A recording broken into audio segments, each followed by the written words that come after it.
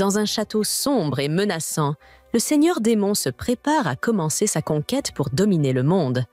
Pour cela, il invoque ses 4 généraux démoniaques.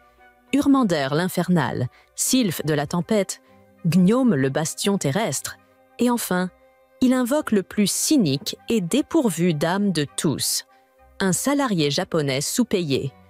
Denuski avait commencé à travailler pour son entreprise comme un simple employé de bureau insignifiant, mais il était plein d'espoir et sûr qu'il gravirait un jour les échelons de la promotion.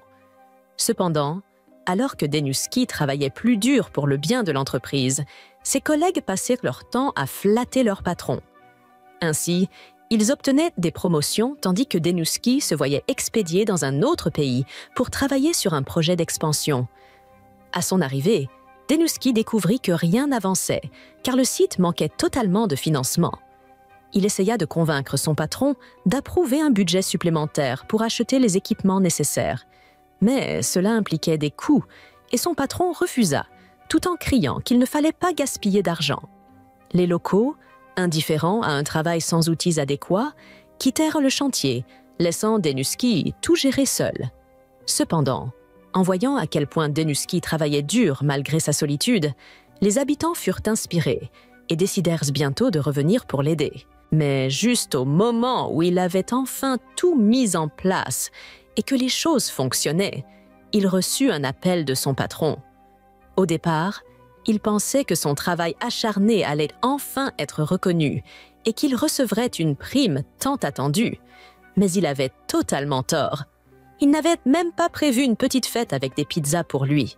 Tout ce qu'il obtint en retour de ses efforts, c'était encore plus de travail, car ils décidèrent de le transférer dans un autre pays pour un nouveau projet d'expansion. À ce stade, Denuski commença à remettre en question ses choix de vie. Il réalisa qu'il gaspillait sa vie pour une entreprise qui ne se souciait manifestement pas de lui. Mais, perdu dans son angoisse existentielle, il ne prêta pas attention à son environnement et finit par se faire renverser par Moped-kun. C'est à peu près comme ça qu'il se retrouva ici.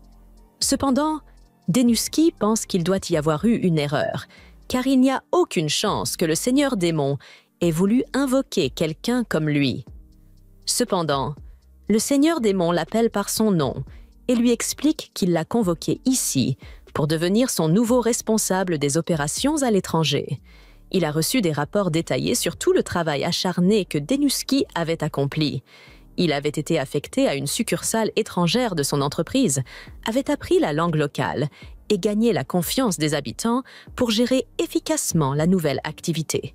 C'est pour cela que le seigneur démon pense que Denuski est le candidat parfait pour devenir l'un de ses 4 généraux d'élite. Denuski est plutôt heureux, car c'est la première fois que quelqu'un reconnaît réellement tous ses efforts. Mais il hésite un peu à accepter le poste de général démoniaque, car cela signifierait techniquement qu'il trahirait l'humanité. Cependant, le seigneur démon mentionne que le poste inclut des avantages sociaux complets, et tout à coup, Denuski commence à penser que rejoindre l'armée démoniaque n'est peut-être pas une si mauvaise idée. De plus, le seigneur démon respecte réellement les droits des travailleurs et précise qu'il ne forcera pas Denuski à accepter le poste s'il ne le souhaite pas. Tout cela donne à Denuski une réelle envie de rejoindre l'armée lorsqu'il y réfléchit. Il se rappelle comment il était toujours traité comme un déchet dans son ancienne entreprise. Il se dit qu'un déchet comme lui ne mérite pas un poste aussi important, et il est sur le point de refuser l'offre du seigneur démon. Mais avant qu'il ne le fasse, le seigneur démon s'écrie qu'il ne peut pas laisser la manière dont il a été traité dans son ancienne entreprise définir sa valeur.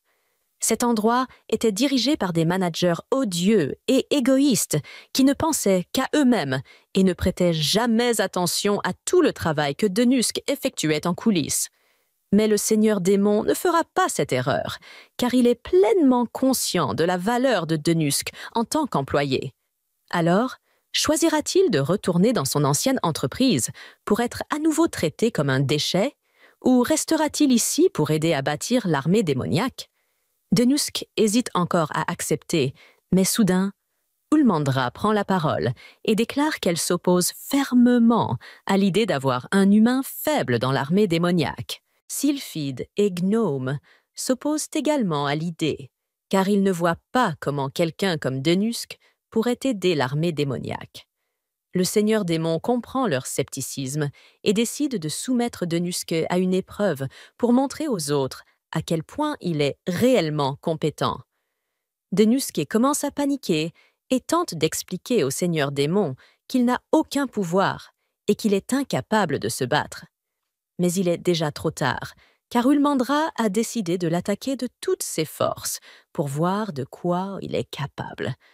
Elle a entendu dire que les humains venus d'un autre monde possédaient des pouvoirs spéciaux, alors elle ordonne à Denusque d'essayer d'arrêter son coup de pied mortel. Cependant, avant que le coup de pied ne puisse l'atteindre, le Seigneur Démon s'interpose et l'arrête. Ulmandra lui demande pourquoi il a interrompu son attaque, mais il lui fait remarquer qu'elle n'a pas attendu qu'il termine de parler et qu'elle a mal compris la situation. « Regarde le pauvre Denusque là-bas. Il a tellement eu peur qu'il s'est évanoui sous le choc. » Les autres sont surpris, car Ulmandra n'utilisait même pas toute sa force. Pour que Denusque perde connaissance à cause d'une attaque aussi faible, cela prouve qu'il n'est qu'un humain ordinaire. Le Seigneur Démon leur confirme que Denusque est effectivement un simple humain, ce qui renforce encore leur opposition à sa nomination. L'armée démoniaque est entièrement composée de monstres, donc si un humain devait entrer dans le conflit de pouvoir entre les démons et les demi-humains, il se ferait dévorer presque immédiatement. Le Seigneur Démon admet qu'il existe une certaine friction entre les factions de son armée, mais c'est précisément pour cela qu'il a besoin de Denosuke et de ses compétences. Il ne s'attend pas à ce qu'il ait un corps robuste ou une puissance d'attaque incroyable, mais plutôt à ce qu'il fasse preuve de débrouillardise. À ce moment-là, Denosuke reprend enfin connaissance et commence à supplier qu'on le laisse partir, car il est certain qu'il ne pourra pas gérer des attaques comme celles qu'Ulmandra a tenté de lui infliger. Le Seigneur Démon lui demande de se calmer et lui explique qu'il ne sera pas attendu de lui qu'il combatte, mais qu'il a bien l'intention de lui donner un examen approprié. Il lui explique que l'armée démoniaque tente actuellement de conclure un pacte avec les tribus environnantes. Jusqu'à présent, ils ont réussi à parvenir à un accord avec les salamandres et les loups-garous, mais les négociations avec la tribu des Minotaures sont particulièrement difficiles. L'épreuve de Denosuke consistera donc à tout faire pour conclure un pacte avec les Minotaures. Avec les excellentes compétences de négociation de Denosuke, cela devrait être assez simple de gagner la confiance des Minotaures et de parvenir à un accord amiable. Cependant, Denosuke ne voit rien de simple dans le fait de négocier avec des Minotaures. Malgré cela, le Seigneur Démon croit fermement qu'il peut réussir. Il lui demande donc de poser toutes les questions nécessaires à Ulmandra. Par la suite, Ulmandra conduit Denosuke dans le couloir pour qu'il commence les négociations avec les Minotaures, mais elle pense que c'est une énorme perte de temps. Elle est convaincue qu'un humain comme Denosuke n'a aucune chance de négocier avec des Minotaures. Denosuke pense qu'Ulmandra a raison de le considérer comme inutile, mais le Seigneur Démon semblait tellement sincère en parlant de l'importance qu'il accorde à Denosuke. Tout ce que Denosuke a toujours voulu, c'est que son travail acharné soit reconnu.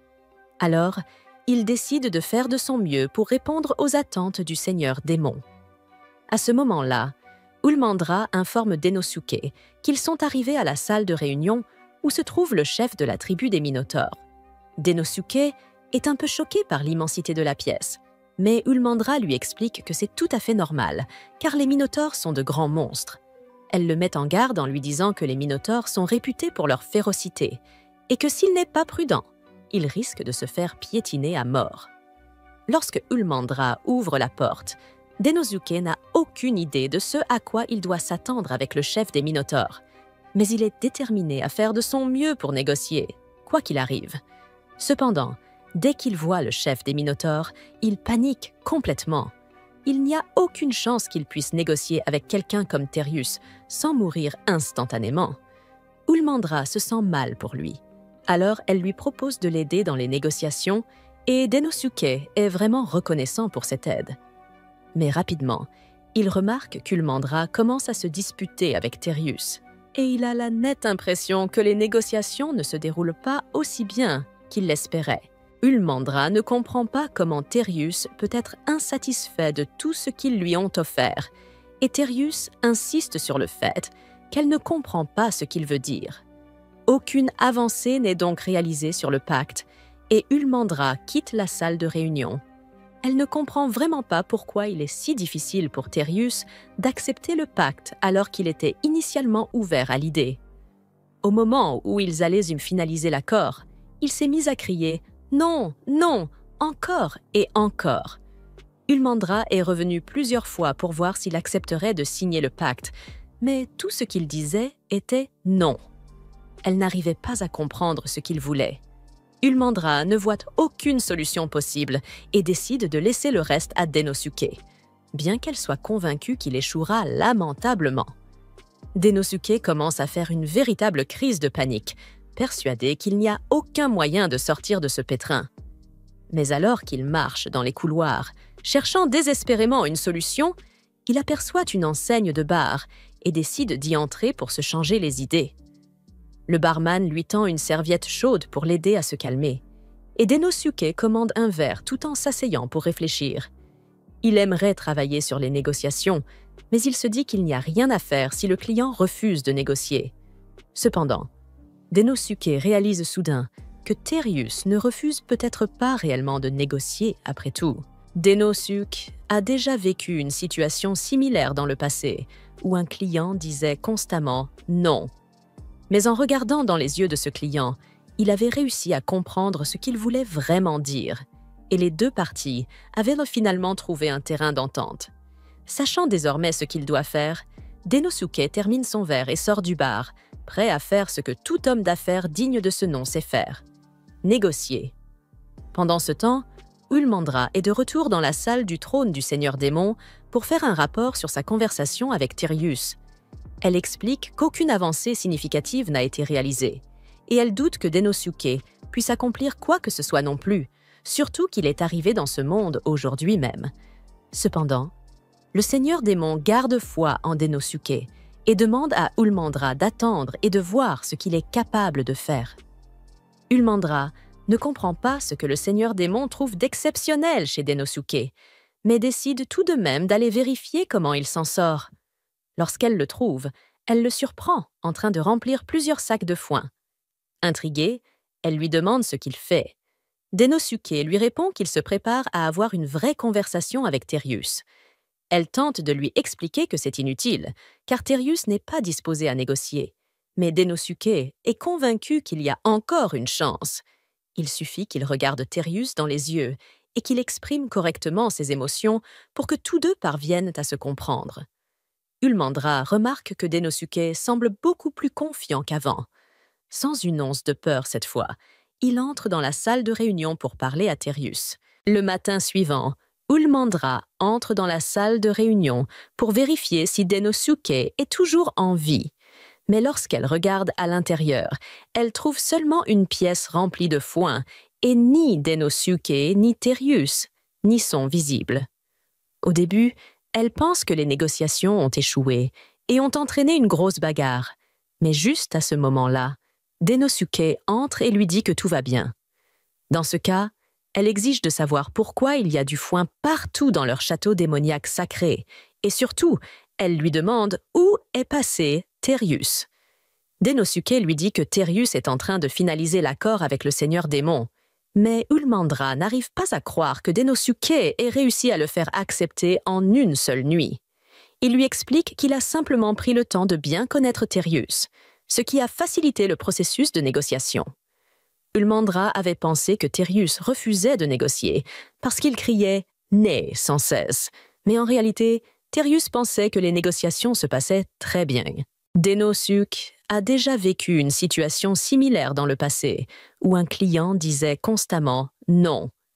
Mais en regardant dans les yeux de ce client, il avait réussi à comprendre ce qu'il voulait vraiment dire, et les deux parties avaient finalement trouvé un terrain d'entente. Sachant désormais ce qu'il doit faire, Denosuke termine son verre et sort du bar, prêt à faire ce que tout homme d'affaires digne de ce nom sait faire: négocier. Pendant ce temps, Ulmandra est de retour dans la salle du trône du Seigneur Démon pour faire un rapport sur sa conversation avec Tyrius. Elle explique qu'aucune avancée significative n'a été réalisée, et elle doute que Denosuke puisse accomplir quoi que ce soit non plus, surtout qu'il est arrivé dans ce monde aujourd'hui même. Cependant, le Seigneur Démon garde foi en Denosuke et demande à Ulmandra d'attendre et de voir ce qu'il est capable de faire.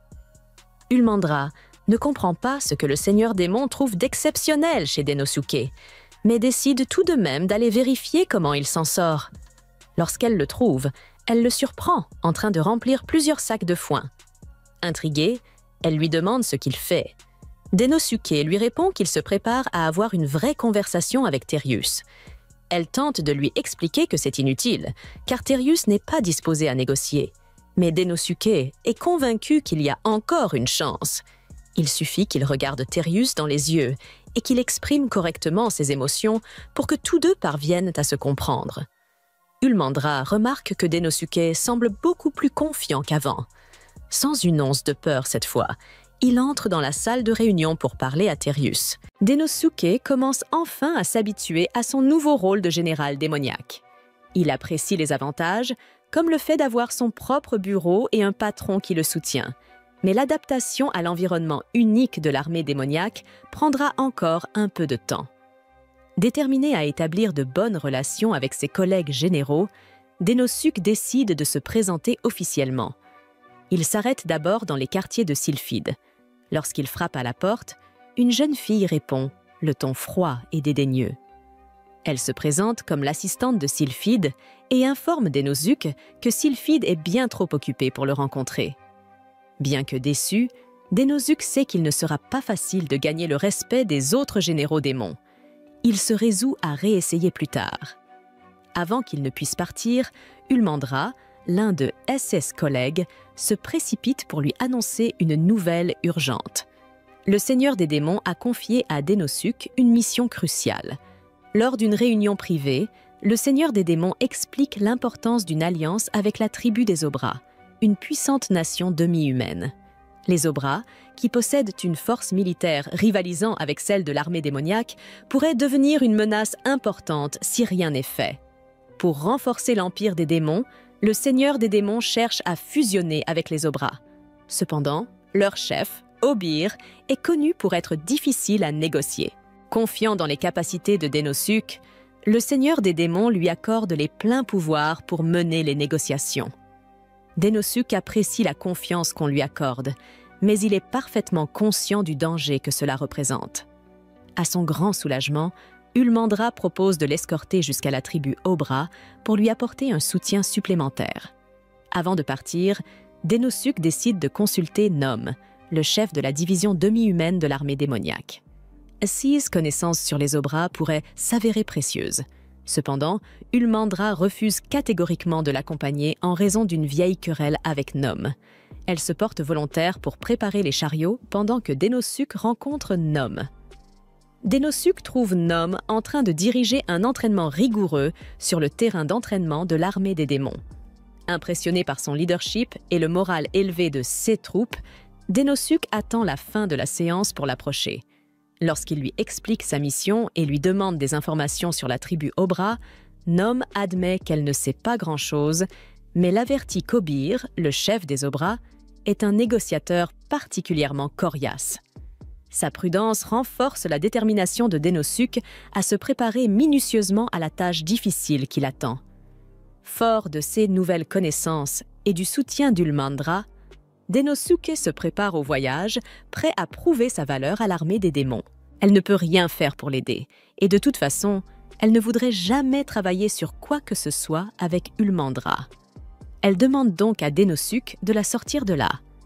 Denosuke ne s'est même pas rendu compte qu'Ulmandra se tenait derrière lui.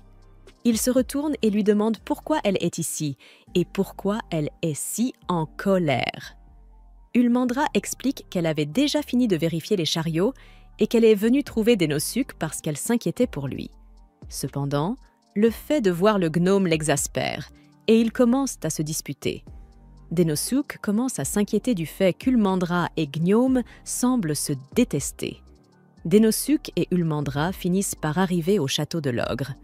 Avant de pouvoir entrer, ils sont arrêtés à la porte et on leur dit d'attendre que l'ogre leur donne la permission. Ulmandra trouve ridicule d'être retenu si longtemps à l'extérieur, mais Dénosuke a déjà vu cette tactique. Il sait qu'Ogre essaie d'utiliser ce délai pour les déstabiliser et rendre les négociations plus difficiles. Il conseille à Ulmandra de rester calme, mais elle est sur le point d'exploser de rage. Heureusement, avant qu'elle ne passe à l'acte, l'assistant d'Ogre arrive et les informe qu'ils peuvent entrer. Alors qu'ils entrent, Dénosuke remarque que l'armure d'Ogre est en piteux état. Ils parviennent enfin à la salle du trône d'Ogre et se retrouvent face à face avec Ogre lui-même. Ulmandra tente d'entamer les négociations. Il déclare qu'il se moque de la raison de leur présence et qu'il ne les écoutera jamais, à moins, bien sûr, que le roi ne se soit rendu à lui. Dans ce cas, il pourrait envisager de les écouter, mais seulement s'ils acceptent de tuer leur chef, le seigneur démon. Ulmandra est furieuse devant les exigences scandaleuses de l'ogre et est prête à s'emporter. Mais Dénosuke lui prend rapidement la main et lui dit de rester calme. Une explosion de violence est exactement ce qu'espère l'ogre. Se retournant vers Ogre, Dénosuke, de sa voix d'homme d'affaires la plus polie, dit qu'Ulmandra et lui vont sortir pour une brève discussion. Dehors, Ulmandra laisse éclater toute sa rage, maudissant l'existence même d'Ogre pour avoir osé dire de telles choses. Elle est prête à revenir et à le déchirer membre par membre. Dénosuke la calme en lui rappelant que réagir aux provocations de l'ogre est précisément ce qu'il veut. Ogre cherche délibérément à les mettre en colère, dans l'espoir qu'ils fassent une scène et sabotent les négociations. De cette façon, il peut éviter de les rejeter directement et leur faire porter la responsabilité de l'échec des négociations. Maintenant qu'elle sait ce qu'Obir essayait de faire, Ulmandra décide de se calmer, mais elle est toujours très frustrée par le fait qu'Obir ait insulté le seigneur démon. Dénosuke est lui aussi en colère, mais cette colère ne peut que nuire à leurs chances de succès, et ils doivent donc faire preuve de prudence. Obir, cependant, n'est pas prêt à négocier, ce qui ne leur laisse que peu d'options. C'est alors que la fille de tout à l'heure apparaît et se présente comme la fille d'Obir, Olulu. Elle demande à Dénosuke et Ulmandra de l'aider à tromper son père. Elle les conduit dans une pièce vide, expliquant qu'il s'agit de la cave à nourriture, qui est totalement dépourvue de nourriture. Obir est connu pour sa force et son influence parmi les demi-humains, mais des problèmes financiers les ont récemment accablés. La situation s'est tellement détériorée que beaucoup d'habitants ont du mal à trouver de la nourriture. Dénosuke s'en doutait. Lorsqu'ils sont arrivés, il a remarqué le mauvais état de l'équipement d'Obir, ainsi que l'atmosphère froide et vide du château. Cette situation est fréquente lorsque de grandes organisations sont au bord de l'effondrement. Elles essaient de sauver les apparences, mais en interne, elles sont au bord de la faillite. C'est précisément ce qui se passe dans la tribu des Obir. Olulu pense que la seule façon de reconstruire est de compter sur l'aide de l'armée des démons, mais son père ne veut rien entendre. Pour ne rien arranger, il est gravement malade. Ils ont caché sa maladie, c'est pourquoi ils ont fait venir Ulmandra et Dénosuke pour gagner du temps pendant qu'ils préparaient la réunion. Malheureusement, son état s'est aggravé et il est proche de la mort. Si Obir meurt dans ces circonstances, c'est la fin de leur tribu. Olulu demande donc à Dénosuke de l'aider. Dénosuke reconnaît ses inquiétudes, mais la réprimande pour avoir partagé une information aussi cruciale. En tant que fille du chef, elle doit être prudente quant aux personnes en qui elle a confiance. Olulu insiste sur le fait que Dénosuke est quelqu'un de bien. Elle a confiance en sa capacité à juger les gens, c'est pourquoi elle lui a parlé de la situation. Enfin, elle demande à Dénosuke de sauver la tribu des Obir en l'épousant. Dénosuke est stupéfait et Ulmandra se met en colère, mais Olulu est tout à fait sérieuse dans sa proposition. Tous les ogres de la tribu d'Olulu sont aussi stupides que des pierres, et le seul moyen pour elle d'assurer la prospérité de l'armée des démons est qu'un homme intelligent comme Dénosuke l'épouse et devienne le nouveau chef. Dénosuke essaie de dissuader Olulu de prendre des décisions irréfléchies, mais elle est convaincue que c'est le seul moyen de sauver la tribu des ogres. Elle est prête à officialiser leur mariage immédiatement, mais Ulmandra s'y oppose. Plus tard dans la nuit, Denusk est assis dans son bureau, se demandant comment il va se sortir de ce pétrin. L'ogre refuse de négocier avec lui et insiste pour l'épouser. Ne pouvant se permettre d'échouer dans sa deuxième mission pour le Seigneur Démon, il décide d'aller au bar de sa tête pour se changer les idées. Mais cette fois, il n'est pas seul. La version imaginaire de Denusk, Ulmandra, est assise à côté de lui et se dispute avec le barman pour savoir ce qui est le plus cool, les gorilles ou les lions.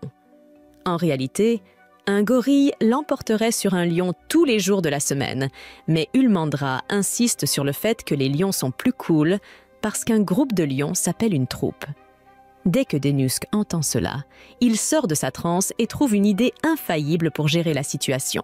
Le lendemain matin, Denusk appelle Ulmandra à l'extérieur et s'excuse de l'avoir réveillée si tôt. Il a besoin de son aide pour des négociations. Mais pour que son plan fonctionne, ils doivent d'abord se rendre ailleurs. Et si tout se passe bien, ce sera Ogre qui demandera une réunion de négociation. Une semaine plus tard, Denusk et Ulmandra sont appelés dans la salle du trône du chef, comme Denusk l'avait prévu. Ogre a l'air furieux. Il vient de découvrir que toutes les tribus environnantes ont formé une alliance avec l'armée démoniaque au cours de la semaine passée. Et il veut une explication.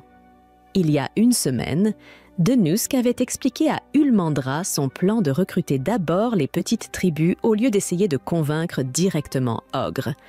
Cela ne devrait pas être trop difficile, car tout comme la tribu des ogres, les autres tribus souffrent également d'une pénurie alimentaire et peuvent être influencées par la promesse de soutien. Ulmandra avait compris le plan de Denusk, mais elle ne s'attendait pas à ce qu'il fonctionne aussi bien. En forçant Ogre à entrer en négociation, la stratégie de Denusk rappelait quelque chose qu'il faisait lorsqu'il vendait un produit sur Terre. Lorsqu'il tentait d'approcher directement une grande entreprise, il se faisait généralement rejeter. Il avait donc décidé de cibler d'abord les petites entreprises, leur vendre son produit, et finalement, la grande entreprise viendrait le contacter, voulant acheter le produit pour ne pas être laissé pour compte. De la même manière, si toutes les demi-humaines environnantes rejoignaient l'armée démoniaque, le chef orgueilleux des ogres ne laisserait pas cela passer inaperçu et serait forcé de répondre. Pour l'instant, Denusk joue l'innocent, agissant comme s'il avait simplement proposé de former une alliance avec les groupes plus petits parce qu'il luttait pour survivre et avait besoin du soutien de l'armée démoniaque. Mais cela ne fait qu'irriter encore plus Ogre, car il n'a jamais accepté de négocier. Tout se passe selon le plan. Maintenant que l'ogre a perdu son calme, il est beaucoup plus sensible aux tactiques de négociation de Denosuk. Denosuk commence par expliquer que les alliances n'ont pas été formées uniquement par lui. Il a eu l'aide d'Olulu. L'ogre n'arrive pas à croire que sa propre fille lui ait trahi de cette manière. Cependant, elle lui dit que c'était nécessaire pour le bien de leur tribu au bras. Le seul moyen de sortir de leur situation actuelle est de compter sur l'aide de l'armée des démons. Même s'il ne veut pas l'admettre, les temps ont changé. Il vieillit et est malade, et ils doivent rejoindre l'armée des démons s'ils veulent survivre. À ce moment-là, Denosuk propose une alternative. Au lieu de rejoindre l'armée des démons, il pourrait former un partenariat égalitaire. Pour être honnête, Denosuk a inventé cela sur le moment, car il n'a rien changé à l'accord. Mais s'il le présente comme un partenariat égalitaire, le fier chef Obra sera sûrement plus enclin à accepter. Comme prévu, l'ogre semble ouvert à l'idée, mais demande un peu de temps pour y réfléchir.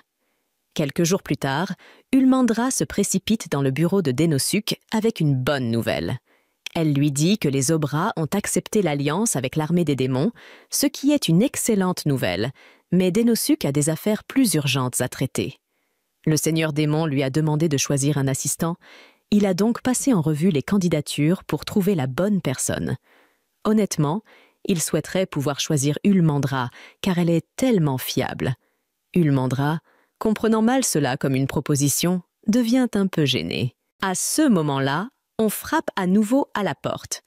Denosuk va voir et trouve Olulu debout. Elle lui dit qu'elle est ici en tant que représentante de la tribu Obra pour leur alliance avec l'armée des démons. Elle lui exprime sa gratitude pour son aide et lui fait remarquer que son père est devenu beaucoup plus diplomate depuis leur rencontre. Olulu propose de faire n'importe quoi pour montrer sa gratitude, et puisqu'elle a dit n'importe quoi, Denosuk lui demande si elle aimerait devenir son assistante personnelle. Olulu accepte volontiers le poste. Cependant, Ulmandra, jalouse, refuse de regarder Denosuk dans les yeux. Elle se rappelle qu'ils sont rivaux et qu'ils ne peuvent pas être amis. Denosuk est perplexe face à son comportement soudain et étrange, mais il n'en reste pas moins que ce mois a été bon pour lui. L'armée des démons s'est considérablement développée, mais cette croissance s'accompagne de risques accrus, et chacun doit donc rester vigilant. Le lendemain, Denosuk était profondément absorbé dans son travail, conseillant des moyens d'améliorer l'efficacité sur certaines questions militaires. Soudainement, il entra dans son bureau pour annoncer que les négociations avec la tribu des ours avaient été un succès. Maintenant, il appartenait au gestionnaire étranger d'organiser les termes pour chaque côté afin de finaliser l'accord. En y réfléchissant, Denosuk se rappela des réunions interminables où CS termes semblaient toujours flous, mais il semblait que ces jours-là étaient révolus. Il avait également entendu dire que ses efforts pour faciliter une alliance entre l'armée démoniaque et les Obras seraient récompensés lors d'une cérémonie dont les détails seraient fournis après le déjeuner. Surpris par cette nouvelle, Denosuk se dit qu'il n'avait jamais reçu autant qu'un sandwich au jambon en supplément de son salaire dans son ancien poste. En parlant des avantages de son nouveau rôle, le déjeuner lui fut livré dans son bureau par nulle autre que l'agresseuse de l'enfer elle-même, Ulmandra. Cependant, la bouillie de Jim servie était plutôt insipide, d'après Denosuk. Ulmandra admit avoir dilué la bouillie avec de l'eau pour qu'elle dure plus longtemps, ce qui laissa Denosuk assez frustré. La bouillie était faite de Jim, un type de grain cultivé dans les terres agricoles autour de la ville. Grâce à Olulu, qui était bien versé dans les études royales et la diplomatie, Denosuk apprenait à connaître ce nouveau monde.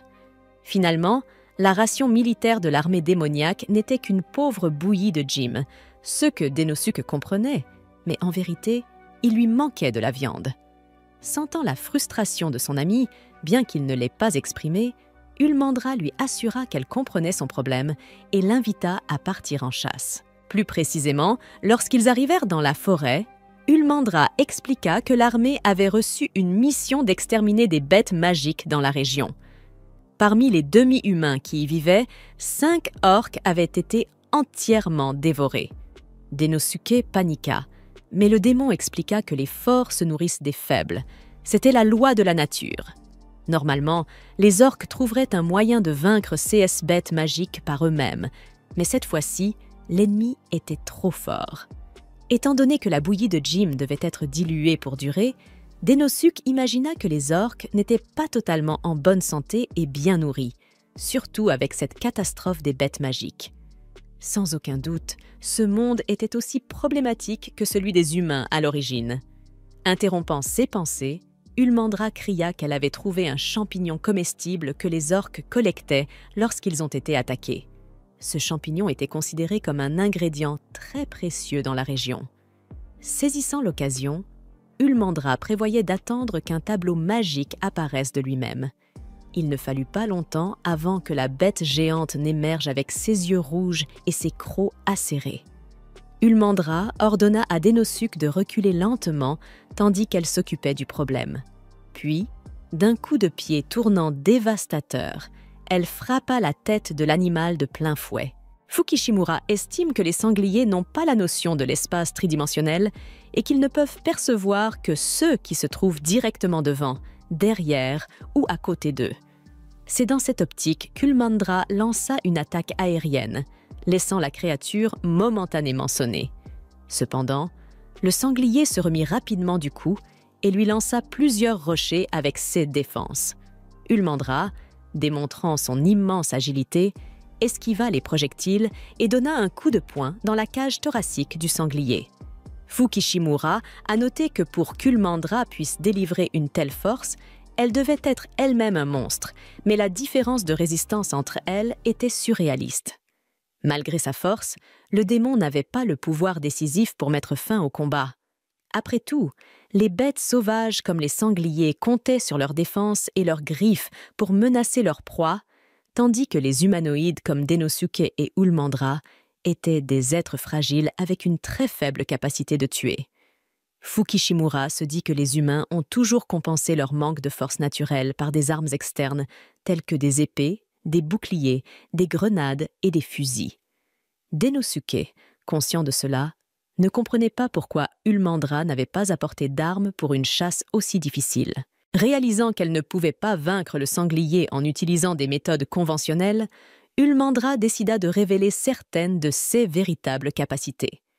Comme ces techniques épuisent le corps, elle évitait généralement de les utiliser, mais il n'y avait pas d'autre option dans ce combat. Lorsque le sanglier chargea contre elle, elle élabora rapidement une stratégie pour s'assurer que la créature deviendrait immangeable. Elle saisit sa défense et l'extermina avec une sorte d'énergie rougeâtre. Terrifiée, Denosuke se demanda si c'était de la magie démoniaque. Ulmandra, imperturbable, l'invita à manger le sanglier, mais Denosuke avait perdu son appétit après avoir assisté à cette scène troublante. Plus tard, le général de l'armée démoniaque reçut des remerciements de la part des demi-humains locaux, tandis que Denosuke réfléchissait à ceux que C.S. Jean était tout comme le sanglier, ceux qui le rendaient encore plus perturbé. Un habitant remit à Ulmandra la jambe du sanglier pour la cuisiner, lançant ainsi le festin. Denosuke retrouva un peu d'enthousiasme, sachant qu'il allait enfin manger de la viande. Ulmandra fit griller le sanglier avec son feu. Mais lorsqu'elle prépara la deuxième cuisse, elle carbonisa simplement le morceau, poils et tout. Denosuke se plaignit que cela ne correspondait pas à ses goûts, mais elle insista pour qu'il mange. À contre-cœur, Denosuke prit une bouchée, et l'amertume du jus de viande se répandit sur sa langue comme de l'essence. Il se plaignit immédiatement auprès d'Ulmandra de l'obliger à manger un repas aussi horrible. En réponse, Ulmandra rétorqua qu'il se plaignait de chaque repas qu'il recevait. Denosuke, réalisant la différence culturelle entre les humains et les démons, comprit que cet écart risquait de lui causer une indigestion profonde. Pour inverser la situation, Denosuke demanda à un habitant si tout le monde pouvait utiliser le four. Cependant, le demi-humain lui informa avec regret que le sel était presque épuisé, ce qui risquait de gâcher le festin.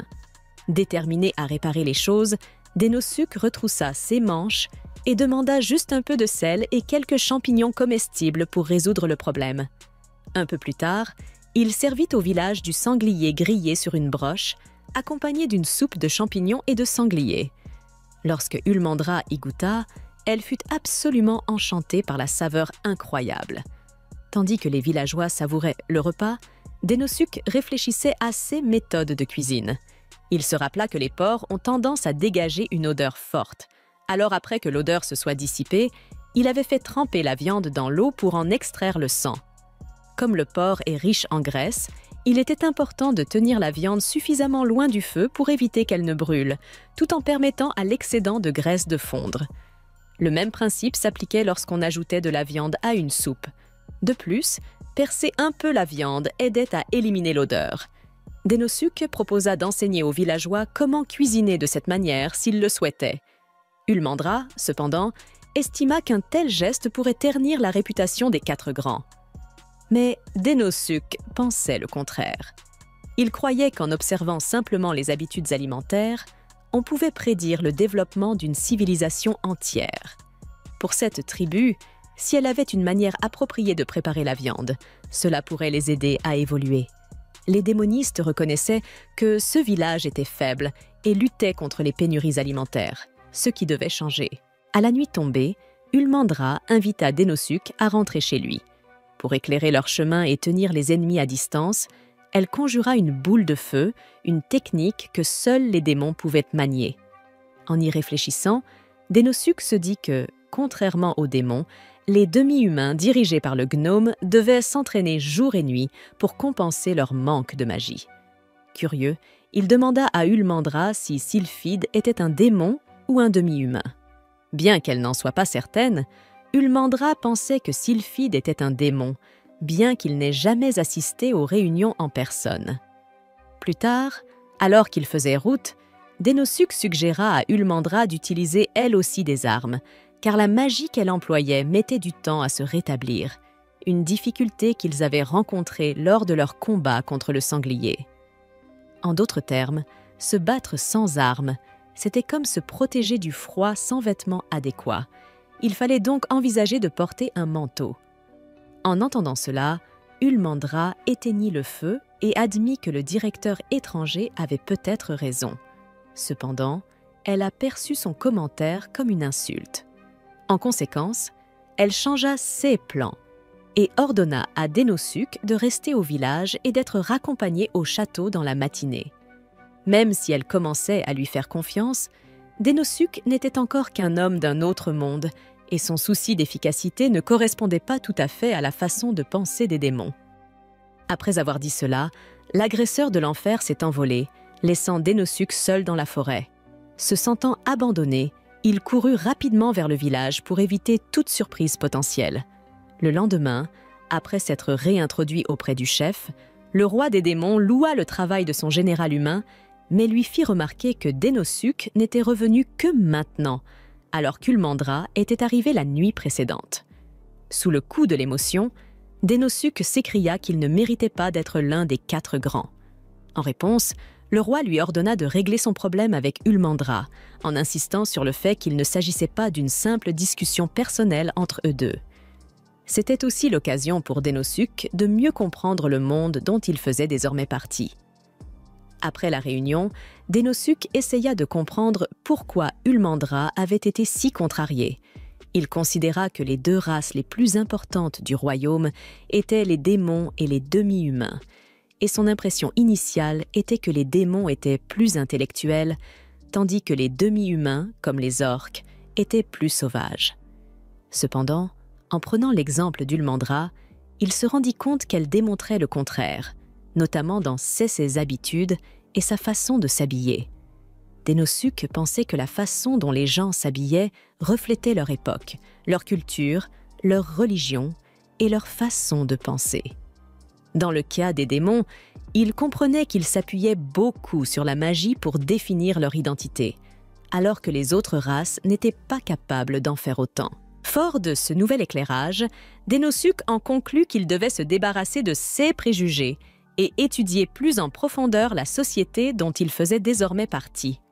Pour ce faire, il prit un livre qui expliquait que, pour les démons, avoir un corps sculptural était une question d'honneur. Il était essentiel pour faire évoluer leur capacité à lancer des sorts. Plus le corps était entraîné, plus la magie devenait puissante. C'est pourquoi les démons portaient souvent des vêtements qui dévoilaient davantage leur corps, afin d'afficher leur honneur et leur puissance magique. Dénosuc repensa à la comparaison qu'il avait faite avec Ulmandra au sujet du port de vêtements appropriés pour se protéger du froid, réalisant que cela pouvait être offensant dans la culture d'Ulmandra. Pendant ce temps, Ulmandra alla directement voir Olulu pour pleurer ses malheurs, affirmant que Dénosuc détestait son corps. Olulu, comprenant la situation, expliqua les différences culturelles entre les humains et les démons. Il a suggéré que Dénosuc ne voyait pas l'exposition de son corps comme quelque chose de positif et qu'il la considérait même comme perverse. Profondément bouleversé, Ulmandra a littéralement enfoui sa tête dans le sol, ne sachant que faire. Olulu, se souvenant de son premier jour en tant que subordonnée de Dénosuc, se demanda comment elle pourrait aider la démone à s'en sortir. Il lui avait dit qu'elle devait se sentir libre de discuter ouvertement de tout ce qu'elle voulait avec lui, car ensemble, ils pourraient trouver une solution à tout. Pendant ce temps, Dénosuc se trouvait dans son bar préféré, mais cette fois-ci, d'autres humains étaient présents, tous vêtus d'uniformes de bureau comme lui. Il savourait son saké et sa viande grillée au poivre jusqu'à ce que le patron du bar lui dise en souriant que ce plat était la spécialité de la maison. Comme c'était la première fois qu'il voyait cet homme sourire, Dénosuc eut une idée. Les 2 hommes se rencontrèrent donc rapidement après avoir compris ce qu'ils devaient se faire. Tout d'abord, l'humain avoua qu'il trouvait le corps de la démone extrêmement sexy, et celle-ci répondit qu'elle n'était pas perverse et qu'elle voulait juste l'entendre faire l'éloge de son corps. Après avoir réalisé ce qu'ils venaient de dire, ils étaient embarrassés. Dénosuke s'inclina alors pour s'excuser. De même, Dénosuke s'inclina pour s'excuser d'avoir imposé ses idées dans la conversation et d'avoir laissé l'homme seul dans la forêt sur un coup de tête. Honnêtement, Dénosuke avoua qu'il avait senti que sa vie était en grand danger à ce moment-là. Cependant, il souligna que l'important était qu'ils cherchaient à en apprendre plus l'un sur l'autre pour parvenir à une solution, et grâce à cela, il pensait que les deux pourraient être de grands compagnons. Dénosuke ne comprit pas vraiment si le gars voulait dire quelque chose avec des arrière-pensées, mais elle finit par confirmer. Dénosuke était donc soulagé de pouvoir travailler plus sereinement sans que l'environnement du château ne soit perturbé.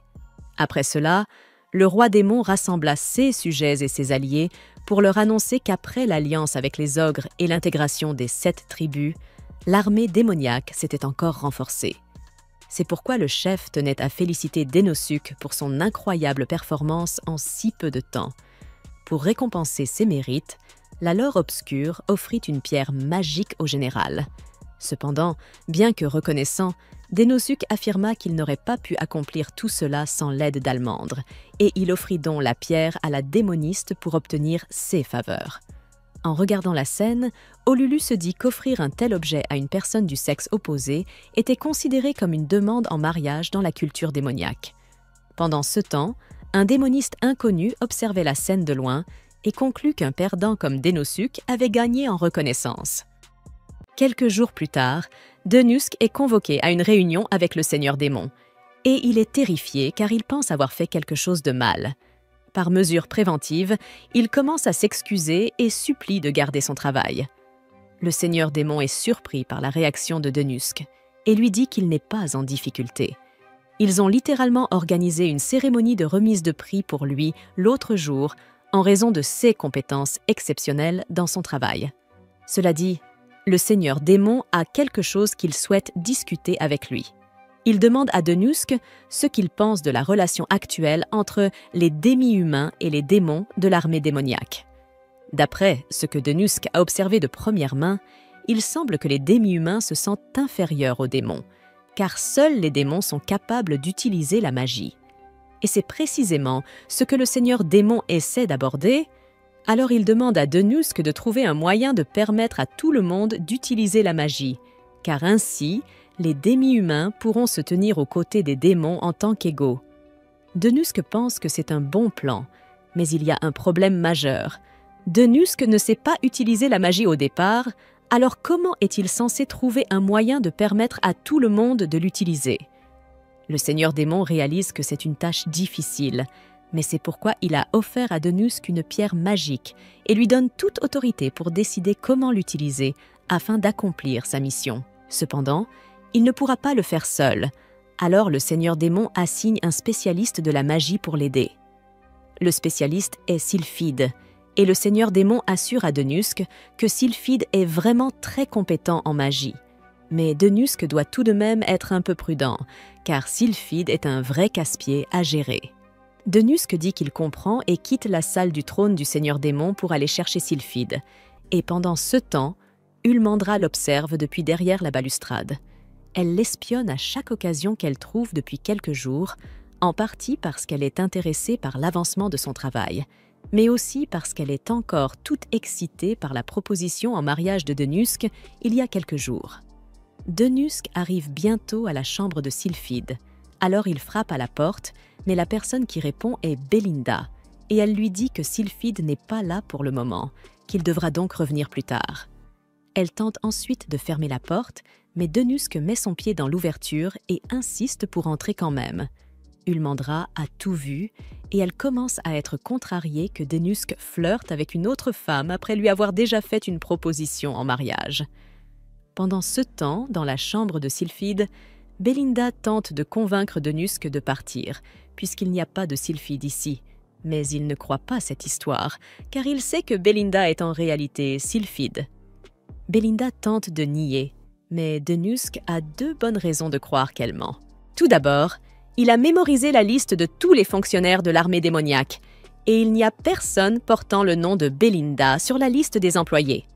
Ensuite, Le seigneur démon l'a déjà trahi et a dit à Denusk qu'elle aime se déguiser pour échapper au travail.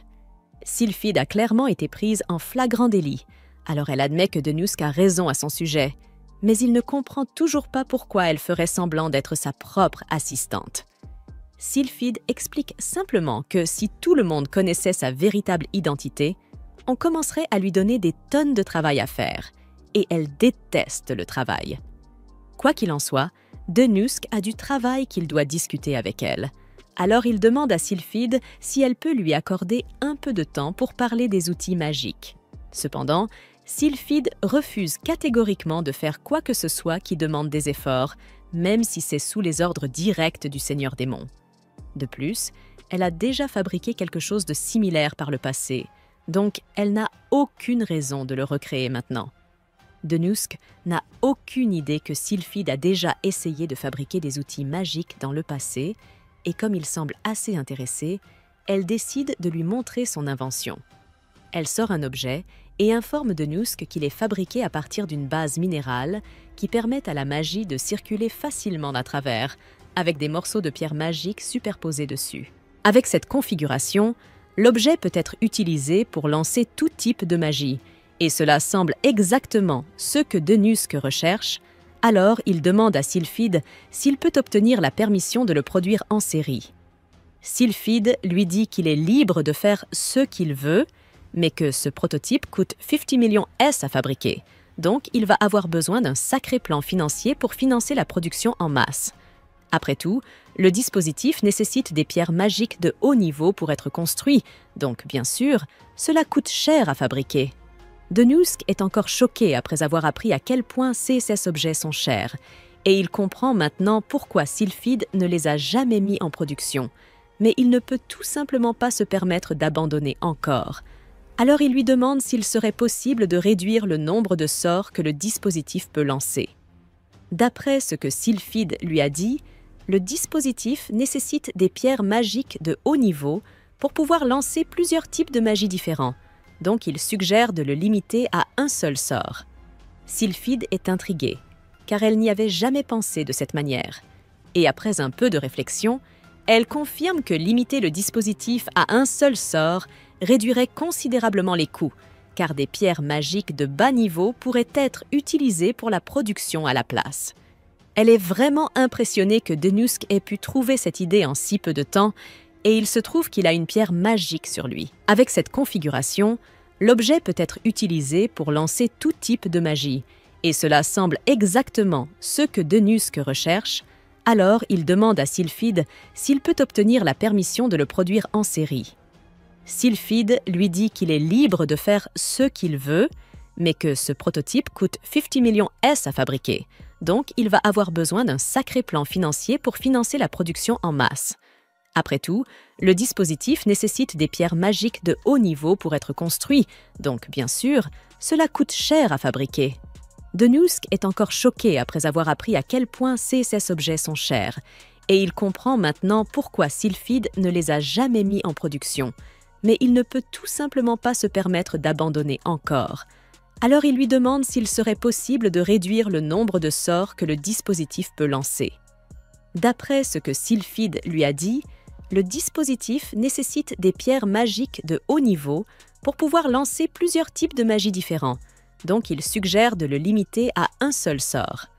Sylphide est intriguée, car elle n'y avait jamais pensé de cette manière. Et après un peu de réflexion, elle confirme que limiter le dispositif à un seul sort réduirait considérablement les coûts, car des pierres magiques de bas niveau pourraient être utilisées pour la production à la place. Elle est vraiment impressionnée que Denusk ait pu trouver cette idée en si peu de temps, et il se trouve qu'il a une pierre magique sur lui. Les actions d'Ulmandra ont conduit Denusk à perdre connaissance. Alors elle se met à genoux et tente de le secouer jusqu'à ce qu'il se réveille.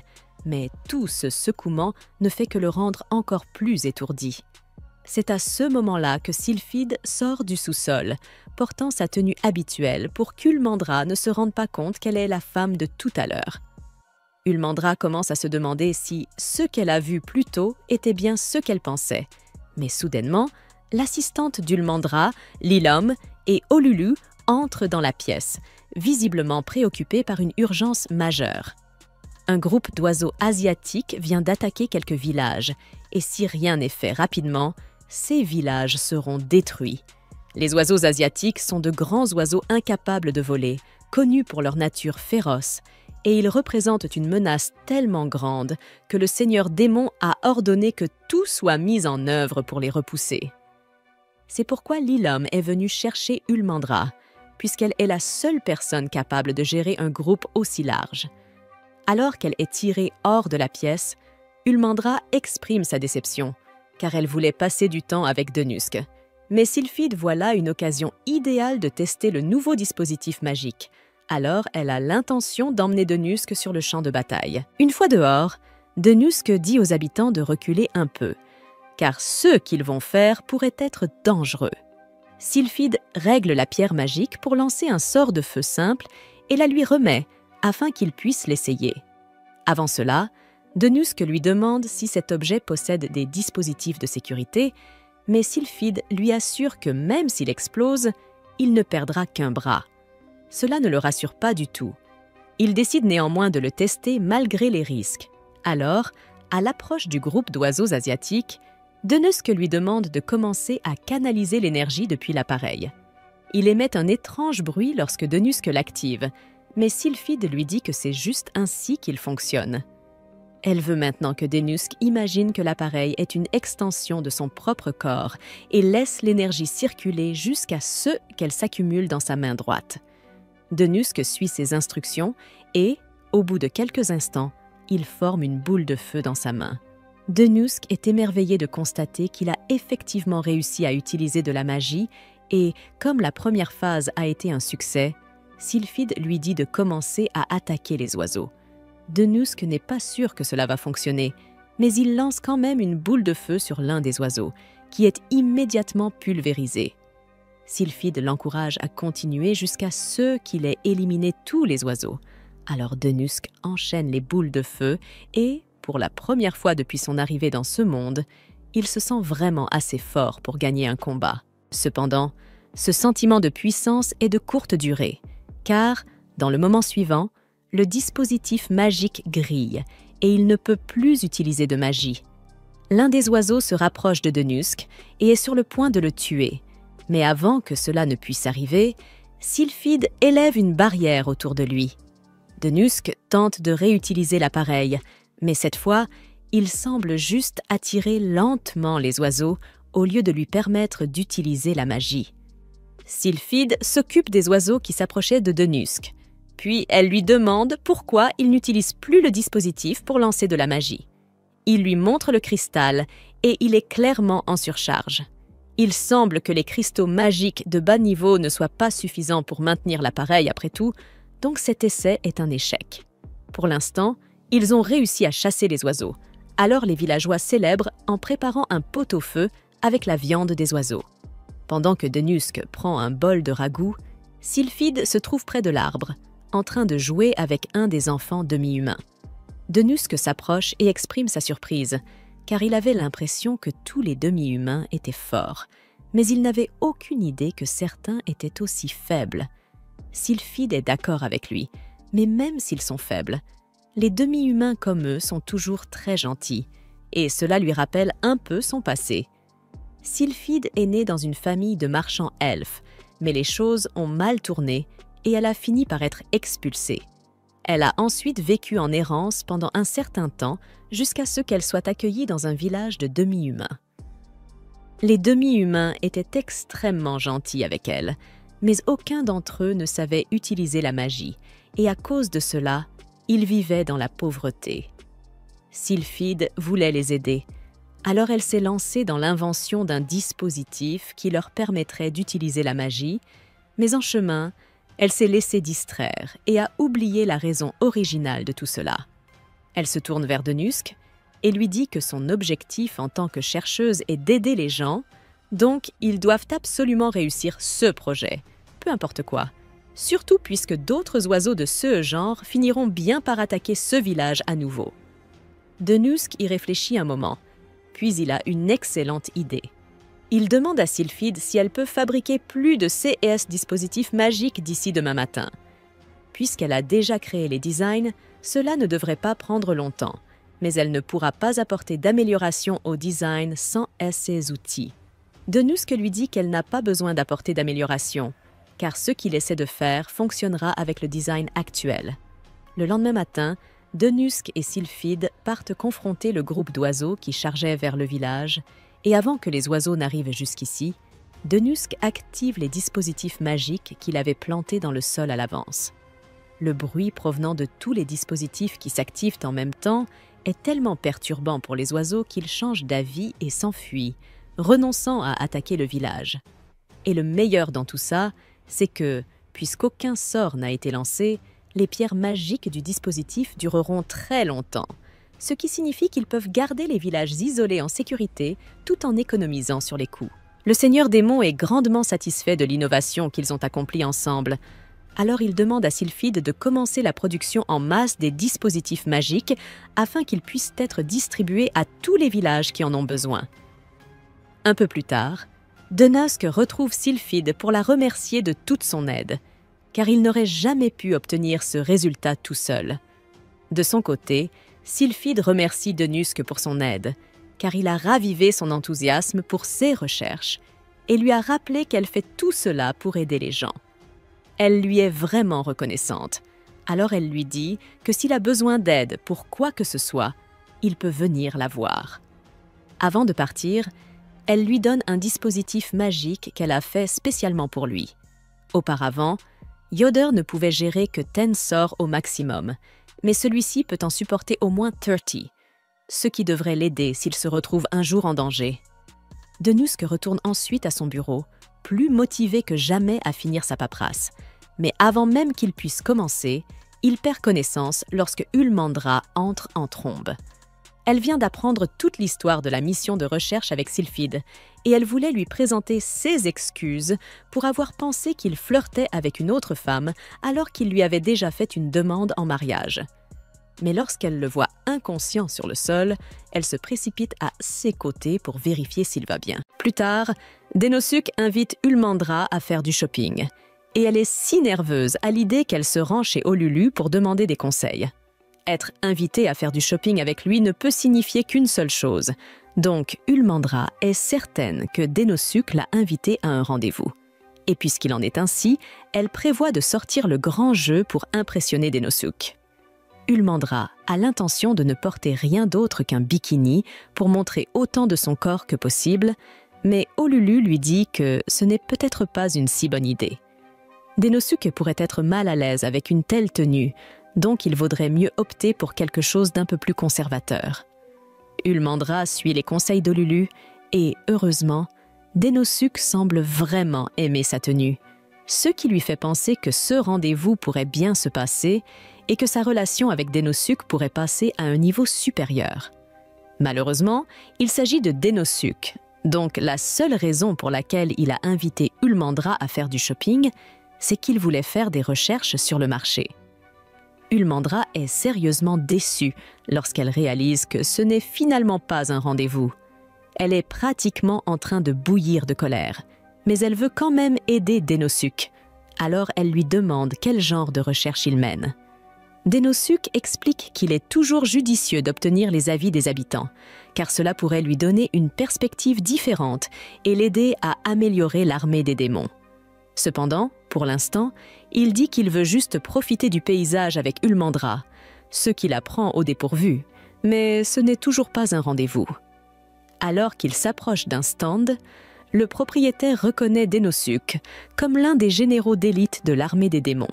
Denosuk est surpris que les gens sachent qui il est, mais des rumeurs circulent à propos d'un humain que le Seigneur Démon a personnellement invoqué, et le costume de Denosuk le rend plutôt reconnaissable. L'homme reconnaît également Ulmandra, et comme elle et Denosuk sont ensemble ici, il suppose qu'ils sont en rendez-vous, mais Ulmandra le nie parce que Denosuk a déjà précisé que cette sortie est liée au travail.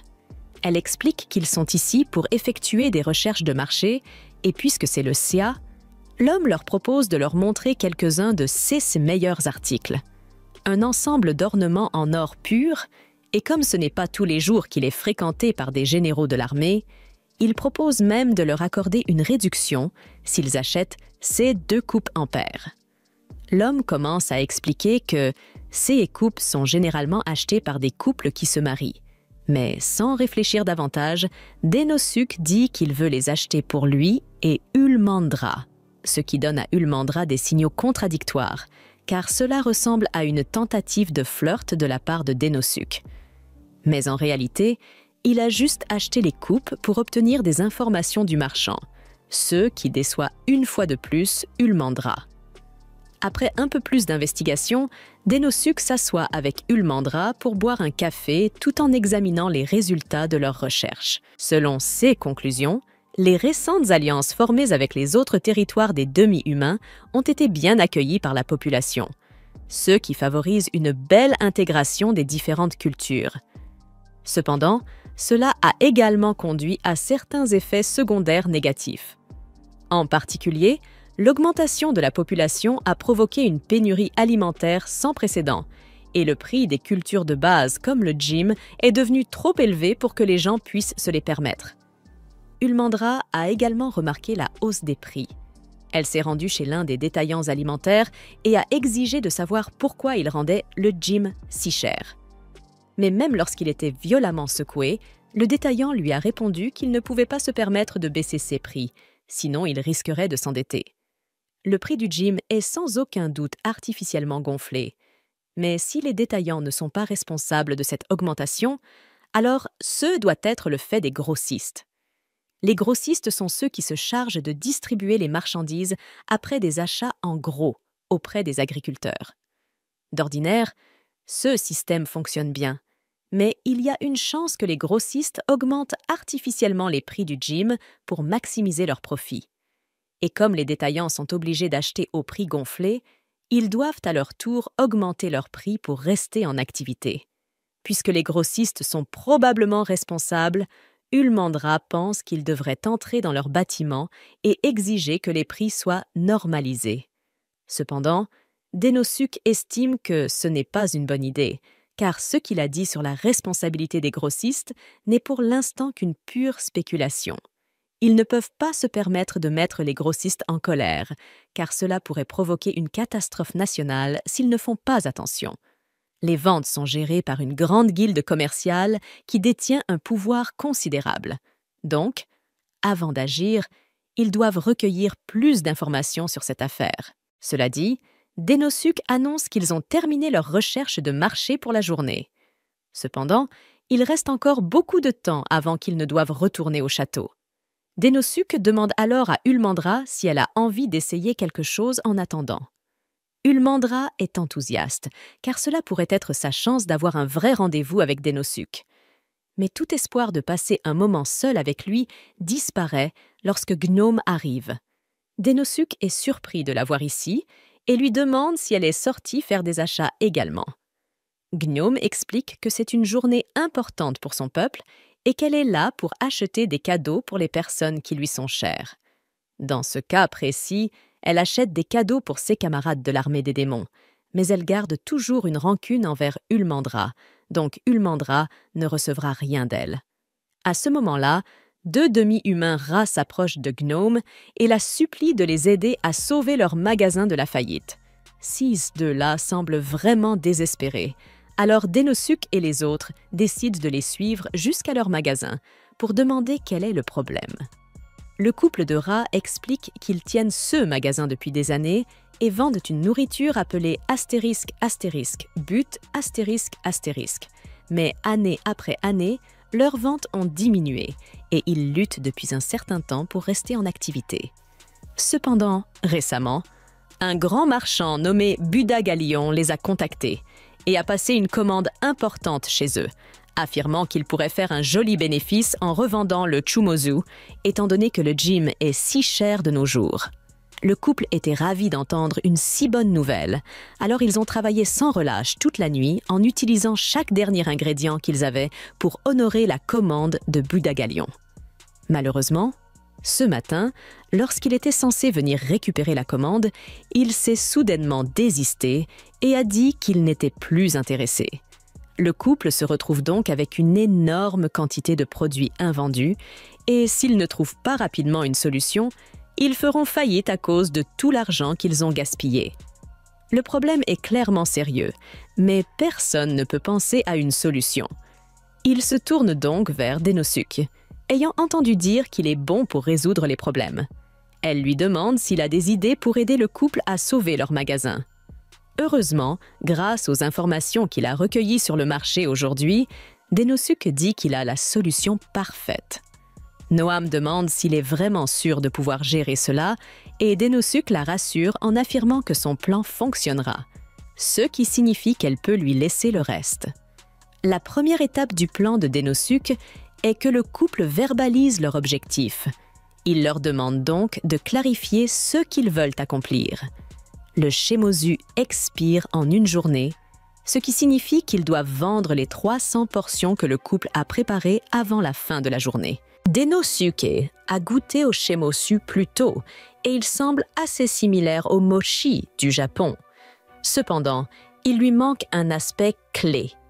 Tout comme le mochi, le Shimozu n'a pas de saveur distincte en lui-même, ce qui permet de le combiner avec toutes sortes d'accompagnements et d'épices pour le rendre plus attrayant. Il ne reste plus qu'à décider quelle saveur ajouter au Shimozu. Alors Denosuke demande au couple quel est leur type de clientèle habituelle. Ils répondent que, puisque le Sachemosuo est un aliment traditionnel, il n'est pas très populaire auprès des jeunes, mais qu'il perd maintenant aussi en popularité auprès des personnes âgées. Et pour être honnête, le couple peut comprendre pourquoi, car eux aussi commencent à se lasser de sa saveur fade. Ulmandra n'en revient pas que les rats aient choisi de continuer à vendre du Shimozu alors qu'eux-mêmes ne l'apprécient plus. Mais ce n'est pas le moment de débattre de ce point, car ils n'ont plus beaucoup de temps avant que le Shimozu ne périme. Denosuke propose donc de répartir les tâches. Lui et le couple resteront ici pour réfléchir à de bonnes saveurs à associer au Shimozu, tandis qu'il demande à Ulmandra d'aller dans les magasins qu'il a notés sur cette liste et de leur demander de l'aide pour son plan. Après avoir rassemblé tout ce dont ils ont besoin, Denosuke se rend sur le marché avec un ensemble de tambours pour attirer l'attention des gens. Il leur annonce qu'aujourd'hui est le jour de Rui et qu'ils sont tous invités à participer aux festivités qu'il a préparées. Les gens dans la foule semblent intrigués, car cela a l'air amusant, mais ils n'ont aucune idée de ce qu'est supposé être le Ruyad. Denosuke commence donc à leur expliquer. D'après ce qu'il a appris, cette fête est basée sur une vieille légende impliquant une jolie jeune fille et un homme qui vendait du Shimozu. Un jour, les deux se rencontrèrent par hasard sur le marché et tombèrent instantanément amoureux l'un de l'autre.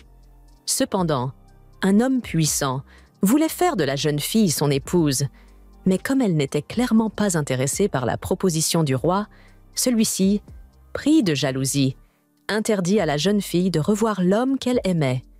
Cependant, les deux continuaient à se retrouver en secret et sous le ciel étoilé, ils partageaient du Shimozu tout en souhaitant pouvoir vivre ensemble sans avoir à se cacher.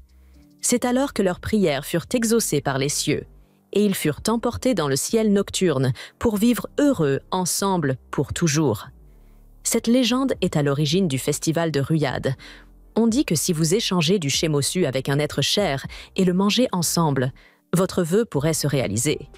La foule est vraiment captivée par l'histoire de Denosuke et elle souhaite acheter du Shimozu pour essayer cette tradition. Et il se trouve justement que Denosuke connaît un couple qui a un stock énorme de Shimozu. La plupart des gens considèrent le Shimozu Cheers comme ennuyeux et sans saveur. Mais après une séance de réflexion avec Denosuke, le couple a réussi à changer cela et à créer ces nouvelles variations passionnantes. Les gens commencent à acheter une tonne de Shimozu, et même si Ulmandra avait pleinement confiance dans la capacité de Denosuke à trouver une solution, elle est tout de même surprise qu'il ait réussi à convaincre tous ces jeunes de manger une collation destinée aux personnes âgées. Denosuke explique que lorsque la popularité d'un produit est en chute libre, elle peut être restaurée en changeant la cible du public.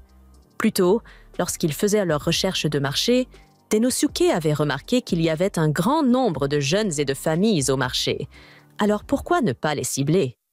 Avec la nouvelle stratégie de marketing et les nouvelles saveurs, Denosuke ne serait pas surpris si le Shemosu devenait l'article le plus vendu du marché du jour au lendemain. En fait, il réfléchit déjà à des plans pour ouvrir des chaînes de magasins et s'étendre à l'étranger afin d'augmenter les profits. Mais Ulmandra le fait sortir de sa frénésie commerciale. Plus tard dans la soirée, alors que la foule commence à se disperser, Denosuke et Ulmandra vont rencontrer le couple. Ce dernier ne trouve pas assez de mots pour les remercier de leur aide, car grâce à eux, ils ont réussi à vendre tout leur stock.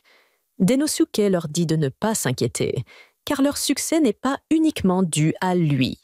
C'est aussi grâce à leur travail acharné, à l'aide d'Ulmandra et au soutien de Gnome également. Noam avait peut-être quitté le groupe au début, mais durant la journée, Denosuke a entendu dire par plusieurs demi-humains que Noam leur avait recommandé cette boutique. Elle a donc dû répandre la nouvelle à propos du magasin de Shemosu pour les aider. Pour montrer leur gratitude, le couple offre à Denosuke et Ulmandra une assiette de Shemosu à partager. Et Denosuke accepte avec joie. Ulmandra commence à rougir en se souvenant de la légende qui dit que partager du Shemosu avec quelqu'un signifie que vous l'aimez. Donc, le fait que Denosuke soit si enthousiaste à l'idée d'en partager avec elle ne peut signifier qu'une seule chose. Elle essaie de ne pas se faire trop d'illusions, mais ensuite, Denosuke sort les coupes de mariage qu'il avait achetées plus tôt et lui dit qu'il veut lui en offrir une. Les preuves qu'il veut l'épouser deviennent accablantes à ce stade. Ulmandra lui demande alors ce qu'il prévoit de souhaiter pendant qu'il partage le Shemosu, et sans hésiter, Denosuke répond qu'il souhaite la réussite de son prochain projet. Une fois de plus, Ulmandra est déçue. Plus tard dans la soirée, Denosuke se rend auprès du démon Lore, car il a quelque chose d'important à discuter avec lui. Pendant ses recherches de marché aujourd'hui, il a réussi à découvrir beaucoup d'informations utiles, mais surtout, il a découvert cet ornement en or qui était à vendre. Ces ornements proviennent d'une nation voisine appelée le Pays de l'Or, en raison de ses mines d'or abondantes. Ainsi, si le démon Lore envisage d'étendre l'armée des démons, Denosuke lui suggère qu'il devrait établir des liens commerciaux avec le Pays de l'Or. Le démon Lore trouve que c'est une excellente idée et dit qu'ils commenceront les négociations commerciales dès que possible. Il sait aussi exactement quoi échanger. Il sort un des dispositifs magiques et dit qu'ils échangeront ces objets avec le Pays de l'Or. Mais Denosuke ne pense pas que ce soit une bonne idée, car le dispositif magique est une technologie que seule l'armée des démons possède. Il estime qu'il ne devrait pas la vendre aussi facilement.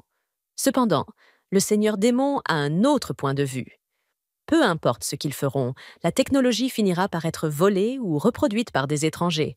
Mais ce qui ne peut pas être répliqué, c'est le personnel.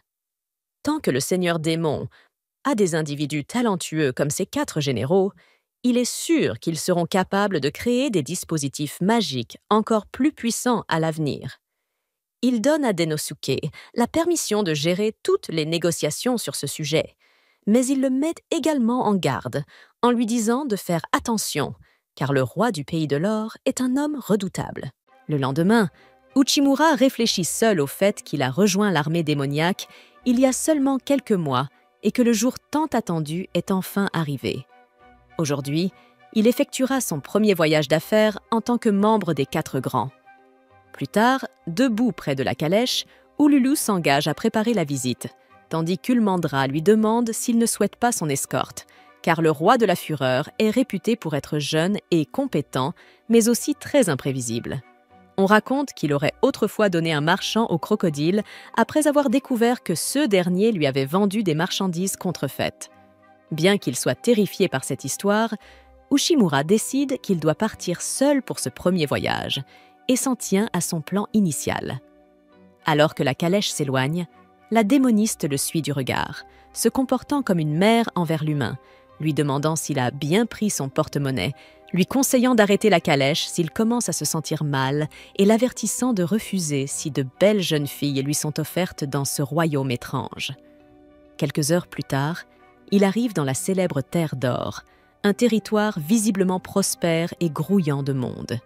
Le principal commerce de l'armée démoniaque consistait à exporter des céréales comme le joumou, mais après de récentes alliances, la population a augmenté, tout comme le besoin en grains, rendant nécessaire l'importation depuis d'autres régions.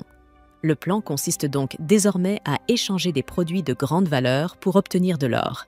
Et s'il y a bien une chose que la Terre d'Or possède en abondance, c'est précisément cela. Sachant que l'avenir de l'armée en dépend, Denisère d'Enosuc ressent tout le poids de cette responsabilité sur ses épaules. Ainsi, il rencontre le très discuté roi de la fureur, un démon étonnamment jeune, orné de bijoux en or dispersés sur son corps. À genoux, l'humain remercie pour l'opportunité de s'exprimer et commence à se présenter, mais il est immédiatement interrompu par le roi, qui insiste pour énoncer le nom complet de Denosuc, ainsi que son rang au sein de l'armée démoniaque. En réalité, il semblait offensé par la tentative de l'homme de se présenter, comme si c'était une présomption de croire que le roi ignorait qui se trouvait devant lui. Denosuc réalise que ce monarque est à la hauteur de sa réputation, car il n'est pas aisé à gérer. D'ailleurs, le roi mentionne que le général est en service depuis quelques mois et qu'il a sûrement terminé sa période d'essai au sein de l'armée démoniaque. Aussitôt, ses yeux s'embrasent de colère et il exige de savoir pourquoi Denosuc n'était pas venu le voir plus tôt. Désespéré, l'humain s'incline encore plus profondément qu'auparavant et implore pardon pour cet oubli, tout en maudissant le fait que la situation ne fait qu'empirer. Après tout, une négociation n'est rien d'autre qu'une bataille mentale. Sachant que celui qui détient le plus de pouvoir a toujours l'avantage et que le roi, à chaque occasion, ne manque pas de rappeler que c'est lui qui détient cette puissance dans leur échange. Enfin, le roi va droit au but et questionne l'objet de la visite du général. Denosuc lui présente alors des cadeaux en argent de la plus haute qualité que le monarque détruit simplement d'un puissant éclair. Après tout, l'étranger vient d'offrir au roi de la Terre d'Or de l'argent, ce qui constitue une offense. Après s'être de nouveau incliné pour demander pardon, Denosuc esquisse un léger sourire et présente un autre cadeau susceptible de plaire au souverain. Il dévoile alors le Rosemary, une pierre magique capable de repousser les monstres. Sachant que l'armée démoniaque a créé ce produit et qu'elle est la seule à l'avoir utilisé jusqu'à présent, le royaume de la fureur serait le premier à en bénéficier en dehors de leur rang. Cela pourrait s'avérer crucial, car ils rencontrent souvent des problèmes lors de l'extraction de l'or. Le roi demande s'il parle du golem de pierre, ce que Denosuc confirme, précisant que plusieurs bêtes magiques tourmentent les mineurs du territoire local, obligeant à déployer un grand régiment de soldats armés pour protéger les expéditions. Cependant, si le royaume de la fureur pouvait compter sur le Rosemary, il n'aurait plus à s'inquiéter des monstres. En entendant cela, le souverain local reconnaît que ce produit permettrait d'économiser énormément en matière de garde affectée à la sécurité des mines. Denosuc exhibe alors plusieurs pierres magiques et invite le roi à les essayer lui-même pour attester de leur qualité. Ainsi, le monarque décide de tester immédiatement le Rosemary, en utilisant Denosuc comme cobaye, en lâchant un crocodile géant sur lui. Terrifié, l'homme lève la pierre magique et déplore que, dans ce royaume étrange, on ne lui ait pas offert de belles jeunes filles, mais bien un crocodile à la place. Fait intéressant, Denosuc avait justement évoqué ces deux possibilités. Quoi qu'il en soit, aujourd'hui n'est pas le jour où Denosuc deviendra de la nourriture, car le Rosemary fait effet et repousse le crocodile, qui tourne alors son attention vers le roi de la fureur. Voyant que la bête s'apprête à bondir sur le souverain suprême de la région, Denosuc invoque une boule de feu pour régler le problème. Cependant, le roi foudroie l'animal avec son éclair. Après cela, il admet que cet artefact est plutôt intéressant. D'ailleurs, il souligne que le négociateur étranger a eu le courage de traiter avec lui d'égal à égal. Et, ce qui importe le plus, c'est que Denosuk s'est montré loyal et assez audacieux pour prendre des mesures radicales lorsque la vie du roi de la Fureur était en danger. À cause de cela, il souhaite acheter la marchandise de l'humain. Aussitôt, une quantité irréelle d'or est placée devant le général. D'après Denosuk, chaque lingot vaut 7 millions de G. Le roi demande combien de pierres magiques le marchand peut produire et Denosuk promet d'en livrer 200 d'ici 1 mois. Le roi ordonne alors que cette quantité soit apportée en seulement 1 semaine et, d'un claquement de doigts, montre qu'il est prêt à se montrer généreux si un humain fait du bon travail. Après tout, 3 piles de lingots d'or sont déversées devant Denosuk, alors que le roi déclare qu'il veut toutes les pierres de l'armée démoniaque. Après la négociation, il est temps pour le gestionnaire étranger de convaincre Sylphide de redoubler d'efforts pour répondre à la demande. Mais la scientifique s'arrache les cheveux de frustration à l'idée que l'humain ait cru cela possible, surtout que le processus de production du rosmarin est encore très récent et loin d'être suffisamment développé pour créer autant de pierres en si peu de temps. Par conséquent, l'archimage demande à Denosuk ce qu'il compte faire, car forcer cette production pourrait entraîner la désintégration même de l'armée démoniaque avec des pertes considérables. Denosuke réfléchit alors et considère qu'ils ont déjà priorisé la distribution des ressources aux zones les plus dévastées par les bêtes magiques et que presque toutes les régions affectées du pays ont été restaurées. Cela signifie que le volume de production s'est stabilisé, rendant possible la concentration des efforts sur la fabrication du rosmarin. N'ayant pas d'autre choix, Sylphide accepte à contre-cœur et s'engage à faire de son mieux. Cependant, soudainement, un serviteur du roi de la Fureur arrive à l'atelier et annonce que son souverain a tellement apprécié les pierres magiques qu'il en a commandé 100 de plus pour cette semaine. Plus tard, alors qu'il tente de se détendre dans son bureau, Denosuk reçoit une tasse de thé d'Ouloulou qui le félicite d'avoir obtenu une commande de 300 rosmarins aussi rapidement. D'ailleurs, elle souhaite savoir combien vaut l'une de ces pierres magiques. Le général l'informe alors qu'elle coûte 500 000 G, ce qui signifie que 300 pierres valent 150 millions. Impressionnée, l'ogresse se demande comment l'humain a réussi à conclure un accord aussi avantageux. Il lui explique alors qu'il a utilisé une méthode psychologique appelée l'effet d'ancrage. Les gens ont tendance à s'appuyer sur la première information reçue lorsqu'ils jugent une situation. Comme les dispositifs magiques sont un produit encore peu exploré, leur valeur marchande est arbitraire, ce qui signifie que le vendeur fixe le prix qu'il estime juste, et si quelqu'un achète, tant mieux pour lui. Il s'avère que Denosuk a délibérément offert au roi des objets en argent afin de provoquer sa fureur. Un souverain de son rang sait parfaitement que ces objets étaient très coûteux. En les détruisant sur le champ, il a envoyé un message implicite. Si Denosuk lui proposait un autre produit après cela, il devait forcément s'agir de quelque chose de valeur mesurable, ancrant ainsi dans l'esprit du monarque que le rosmarin était une véritable trouvaille. Alulu est ravi par cette stratégie et assure à Denosuk qu'il pourra honorer la commande des pierres. À ce moment-là, le serviteur du roi de la Fureur ouvre la porte du bureau pour annoncer qu'une nouvelle commande de 100 rosmarins vient d'être passée. Denosuk imagine déjà la colère de Sylphide lorsqu'elle découvrira la tournure des événements. En effet, lorsqu'il en discute avec la scientifique, celle-ci croise les bras, affichant son mécontentement. Mais au lieu de se plaindre, elle ordonne que de nouveaux ouvriers soient recrutés pour augmenter la production.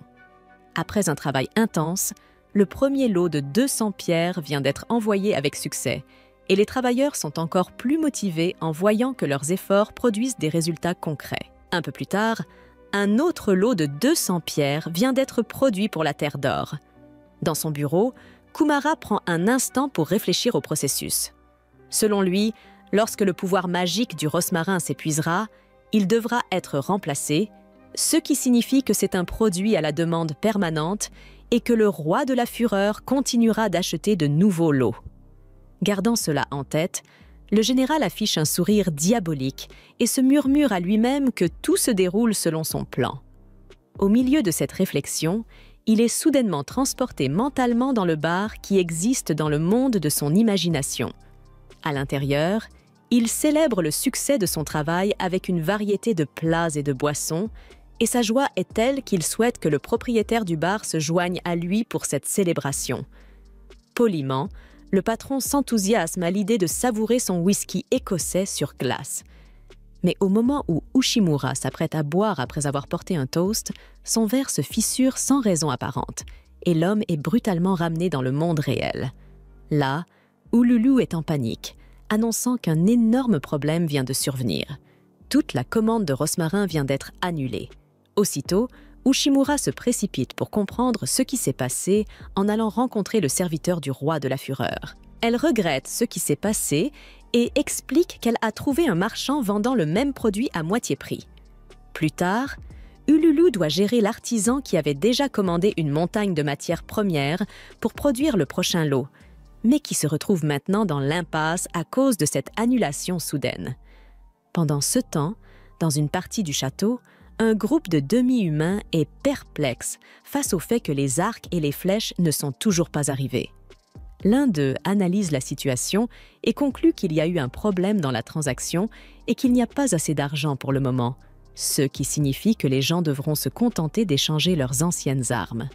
Indignés, les autres veulent savoir quel problème le général Novice a causé cette fois-ci, imaginant que les démons dépensent tout l'argent de l'armée dans la production de rosmarin, tandis que ceux qui en paient le prix sont les demi-humains, voyant leur budget encore plus réduit. Cependant, Gnome demande à ses camarades de garder leur calme cette fois-ci, car il semblerait que les affaires soient mauvaises pour tout le monde dans le château, d'après les rumeurs qui circulent en ville. Parmi la population, les discussions vont bon train sur la situation du royaume. La méthode habituelle pour obtenir de l'or ne fonctionne plus, et certains sont désormais contraints de négocier avec Jimmu, ce qui affecte grandement le commerce avec les autres pays. Elle regrette ce qui s'est passé et explique qu'elle a trouvé un marchand vendant le même produit à moitié prix. Plus tard, Ululu doit gérer l'artisan qui avait déjà commandé une montagne de matières premières pour produire le prochain lot, mais qui se retrouve maintenant dans l'impasse à cause de cette annulation soudaine. Pendant ce temps, dans une partie du château, un groupe de demi-humains est perplexe face au fait que les arcs et les flèches ne sont toujours pas arrivés. L'un d'eux analyse la situation et conclut qu'il y a eu un problème dans la transaction et qu'il n'y a pas assez d'argent pour le moment, ce qui signifie que les gens devront se contenter d'échanger leurs anciennes armes. Indignés, les autres veulent savoir quel problème le général Novice a causé cette fois-ci, imaginant que les démons dépensent tout l'argent de l'armée dans la production de rosmarin, tandis que ceux qui en paient le prix sont les demi-humains, voyant leur budget encore plus réduit. Cependant, Gnome demande à ses camarades de garder leur calme cette fois-ci, car il semblerait que les affaires soient mauvaises pour tout le monde dans le château, d'après les rumeurs qui circulent en ville. Parmi la population, les discussions vont bon train sur la situation du royaume. La méthode habituelle pour obtenir de l'or ne fonctionne plus, et certains sont désormais contraints de négocier avec Jimmu, ce qui affecte grandement le commerce avec les autres pays. Voyant les documents de la commande annulés devant lui, Denosuke se demande ce qu'il a fait de mal, et un profond sentiment de culpabilité le ramène à d'anciens souvenirs où il était humilié par ses collègues de travail. Ce sentiment le pousse à agir. Il se rend alors auprès du seigneur démoniaque et prend la responsabilité de tout ce qui s'est mal passé.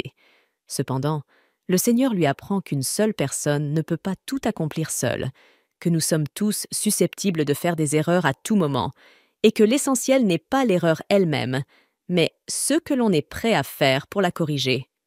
Soulagé et déterminé à se racheter, Denosuke quitte la réunion en promettant de s'excuser auprès des dirigeants militaires. Par coïncidence, il croise Nom, mais lorsqu'il lui présente ses excuses, la demi-humaine semble indifférente et lui tourne le dos en lui disant de laisser tomber. Il se rend ensuite auprès de Sylphide pour en faire de même, mais la scientifique a profité des commandes annulées pour reprendre sa lecture. Honnêtement, elle n'a pas envie de se mêler des ennuis du moment et préfère se concentrer sur son livre, laissant entendre que Denosuke devrait plutôt s'inquiéter de son propre sort. Après cela, l'homme marche dans le couloir en se demandant à qui il devrait s'excuser ensuite, jusqu'à ce qu'il soit capturé et enfermé dans un sac. Soudainement, il est transporté vers l'extérieur du château. Maintenant que Denosuk a accepté la situation, il commence à élaborer des contre-mesures, et la première étape consiste à comprendre comment des rosmarines contrefaits ont inondé le marché. Les contrefaçons ont vraisemblablement été créées en moins d'un mois, mais cela n'a aucun sens pour Denosuk, car il faudrait des années pour qu'une personne puisse rétro-concevoir les rosmarines et comprendre comment en fabriquer un. La seule explication plausible est que quelqu'un a vendu des rosmarines obtenues auprès de l'armée démoniaque sans permission.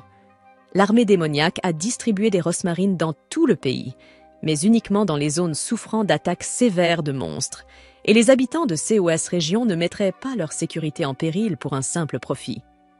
Soudain, Ulmandra fait irruption dans le bureau de Denosuk et lui annonce que les rosmarines distribuées dans le royaume sont apparemment inefficaces, ce qui lui ajoute un nouveau problème à gérer.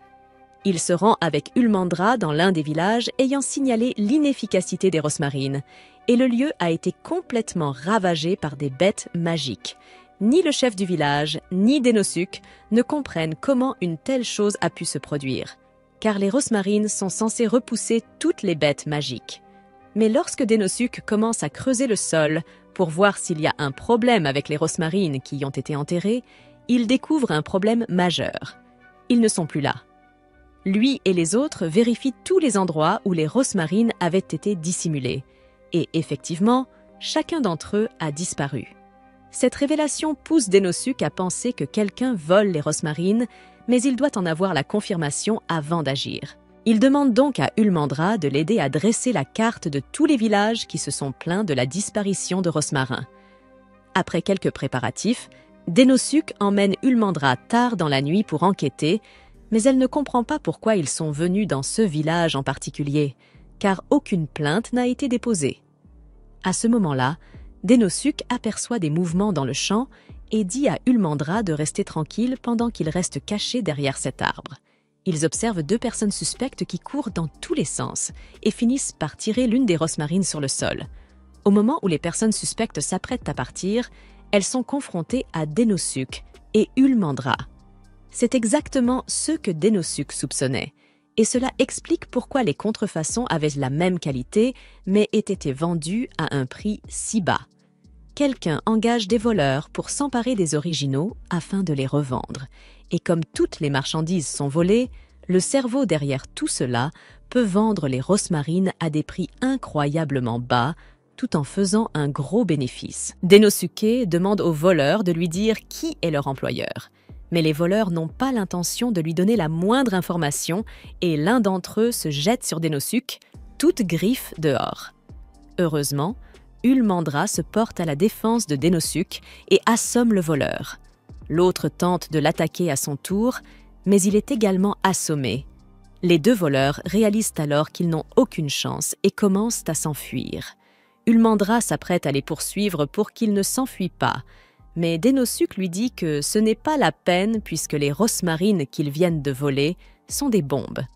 Au sens figuré, le lendemain, Butagarian reçoit les rosmarines volées et comme prévu, il les présente au roi d'or. Le roi d'or est très satisfait du travail de Butagarian car il a préparé un produit tout aussi bon que celui de l'armée des démons et CE pour la moitié du prix. Il a même réussi à fabriquer des dizaines de rosmarins en une nuit, ce qui ne devrait pas être physiquement possible, mais le roi d'or ne va pas trop y penser. Il félicite Butagarian d'être un excellent marchand et celui-ci accepte les éloges parce qu'il est fier de faire tout ce qu'il faut pour rendre son client heureux. Si ce n'est pas encore clair, Butagarian est un marchand très riche, mais il n'est pas honnête. Il a gagné tout son argent en achetant des objets à bas prix et en les revendant à des prix exorbitants, ce qui, en soi, ne serait pas si grave, mais la manière dont il mène ses affaires est particulièrement douteuse. Lorsqu'il a entendu parler du royaume du carnage concluant un contrat avec l'armée démoniaque, Butagarian a immédiatement compris que c'était une excellente occasion de faire un profit rapide. Il a donc mis la main sur un rosmarine et a tenté de le faire rétroconcevoir par ses artisans afin de pouvoir en produire lui-même. Malheureusement pour lui, ses artisans lui ont dit que c'était bien trop complexe à reproduire. Butagarian a donc naturellement opté pour la meilleure alternative possible. Il a volé les rosmarines directement à l'armée démoniaque. Bien sûr, ce qu'il a fait est non seulement illégal, mais aussi profondément immoral. Cependant, tant que Butagarian obtient son or, il se moque bien des moyens employés pour y parvenir. Il quitte le royaume du carnage avec son chariot rempli d'or et, quelques jours plus tard, il revient avec d'autres rosmarines volées à vendre au roi doré. Mais à sa grande surprise, alors qu'il approche des portes du palais, les gardes l'arrêtent. Ce dernier lui annonce que le roi doré a émis un ordre d'arrestation contre lui. Ils l'attrapent alors et l'emmènent dans la salle du trône du roi. Butagarian ne comprend pas ce qui se passe et demande au roi pourquoi il a été amené ici de force. Le roi sort alors l'un des rosmarines que Butagarian lui avait vendu lors de sa précédente visite et l'écrase dans sa main, car c'est un faux. Tous les rosmarines apportés par Butagarian étaient des contrefaçons, et le roi exige une explication. Butagarian n'en revient pas et tente d'assurer au roi qu'il s'agit d'un malentendu, car il n'essaierait jamais de faire passer des marchandises défectueuses à un homme comme lui. Mais la patience du roi est plus mince que la racine de mes cheveux, et Butagarian ne va pas pouvoir s'en sortir comme ça. Denosuk sort donc de l'ombre et se présente à Butagarian. Butagarian est encore plus nerveux qu'avant, car il a entendu les rumeurs sur Denosuk, le général de l'armée démoniaque, et il est absolument terrifiant. On dit qu'il a le pouvoir de plier les minotaures et d'autres puissants demi-humains à sa volonté, et qu'il a accompli de nombreux exploits en quelques mois seulement. C'est sans aucun doute la personne la plus redoutable de l'armée démoniaque, et Butagarian est terrifié par ce que Denosuk doit lui réserver. Denosuk commence par expliquer que quelqu'un a récemment volé les rosmarins de l'armée démoniaque et qu'il a des raisons de penser que Butagarian est à l'origine de ce volume. C'est pourquoi, pour mettre un terme à ces vols, Denosuk a fait développer ceci, une réplique parfaite de la rosmarine. À première vue, elle est identique à la vraie, mais elle ne sert à rien. Sa conception est si bonne que même le roi n'a pas pu se rendre compte qu'il s'agissait d'un faux, et Denosuk doit remercier Sylphide pour cette conception sans faille. Après avoir réalisé que quelqu'un volait les rosmarins, il alla la voir pour lui demander de l'aider à créer des répliques de rosmarins. Sylphide a d'abord refusé, car cela demandait beaucoup de travail, mais Denosuk semblait désespérée. Alors elle a dit qu'elle le ferait, mais en échange de son travail, elle voulait qu'il lui offre un gâteau. Une fois que Sylphide eut fini de fabriquer les fausses rosmarines, Denosuk utilisa la carte des villages pour savoir quel serait le prochain village visé par les voleurs et s'y rendit à l'avance pour tendre un piège. Bien sûr, les voleurs se sont présentés et ont volé les fausses rosmarines, mais cela dit, il est étrange que Butagarian soit en possession de ces mêmes fausses rosmarines. Butagarian se rend compte qu'il est dans le pétrin, car tout cela faisait partie du plan de Denosuk pour le démasquer, et il le fait également devant le roi d'or, si bien qu'il n'y a aucune chance que Butagarian s'échappe. Quoi qu'il en soit, ses chances de survie ne sont pas bonnes. Alors Butagarian utilise son dernier recours et commence à supplier pour sa vie. Il s'excuse auprès du roi pour ses actes, mais il dit qu'il ne faisait que voler les rosmarins pour pouvoir faire la meilleure affaire possible au roi, et qu'il ne savait donc pas que c'était mal. Il est conscient de la stupidité de cet argument, mais cela n'a pas d'importance tant que le roi l'épargne. Malheureusement pour Butagarian, la pitié n'est pas le fort du roi, qui déclare donc qu'il condamne Butagarian à mort. Il utilise ses pouvoirs pour créer une cage de foudre autour de Butagarian, puis fait tomber du plafond l'un de ses alligators pour le goûter de midi. Butagarian hurle de terreur en voyant l'alligator affamé s'approcher de lui et, alors qu'il est lentement attaqué par l'alligator, il tente de fuir, mais il n'y a nulle part où aller. L'impuissance commence à s'installer alors que Butagarian se rend compte qu'il va mourir ici. Sa dernière pensée avant de mourir est pour ses enfants et le fait qu'il ne pourra plus s'occuper d'eux une fois qu'il sera parti. Cependant, alors que l'alligator est sur le point de le dévorer, Denosuk utilise son dispositif magique personnel pour tirer une boule de feu sur l'alligator. Le roi est furieux que Denosuk ait osé interférer dans son exécution. Dénosuc étant impliqué dans la situation, le roi l'a gracieusement autorisé à être présent et à plaider sa cause contre Butagarian. Mais cela ne lui donne pas le droit de s'immiscer dans les affaires de l'État. Il demande à Dénosuc s'il est prêt à assumer la responsabilité de ses actes, mais Dénosuc dit qu'il a une bonne raison pour ce qu'il a fait, et il demande au roi de l'écouter. Le roi est encore plus furieux et libère ses 2 dragons foudroyants, mais il est prêt à écouter ce que Dénosuc a à dire et le laisse parler. Tout d'abord, Dénosuc précise qu'il ne fait pas cela parce qu'il se soucie de Butagarian, mais uniquement dans l'intérêt du roi d'or. Il prétend que si Butagalion est tué, cela entraînera l'effondrement du royaume des Rampages, mais le roi ne voit pas en quoi un simple marchand malhonnête peut être si important.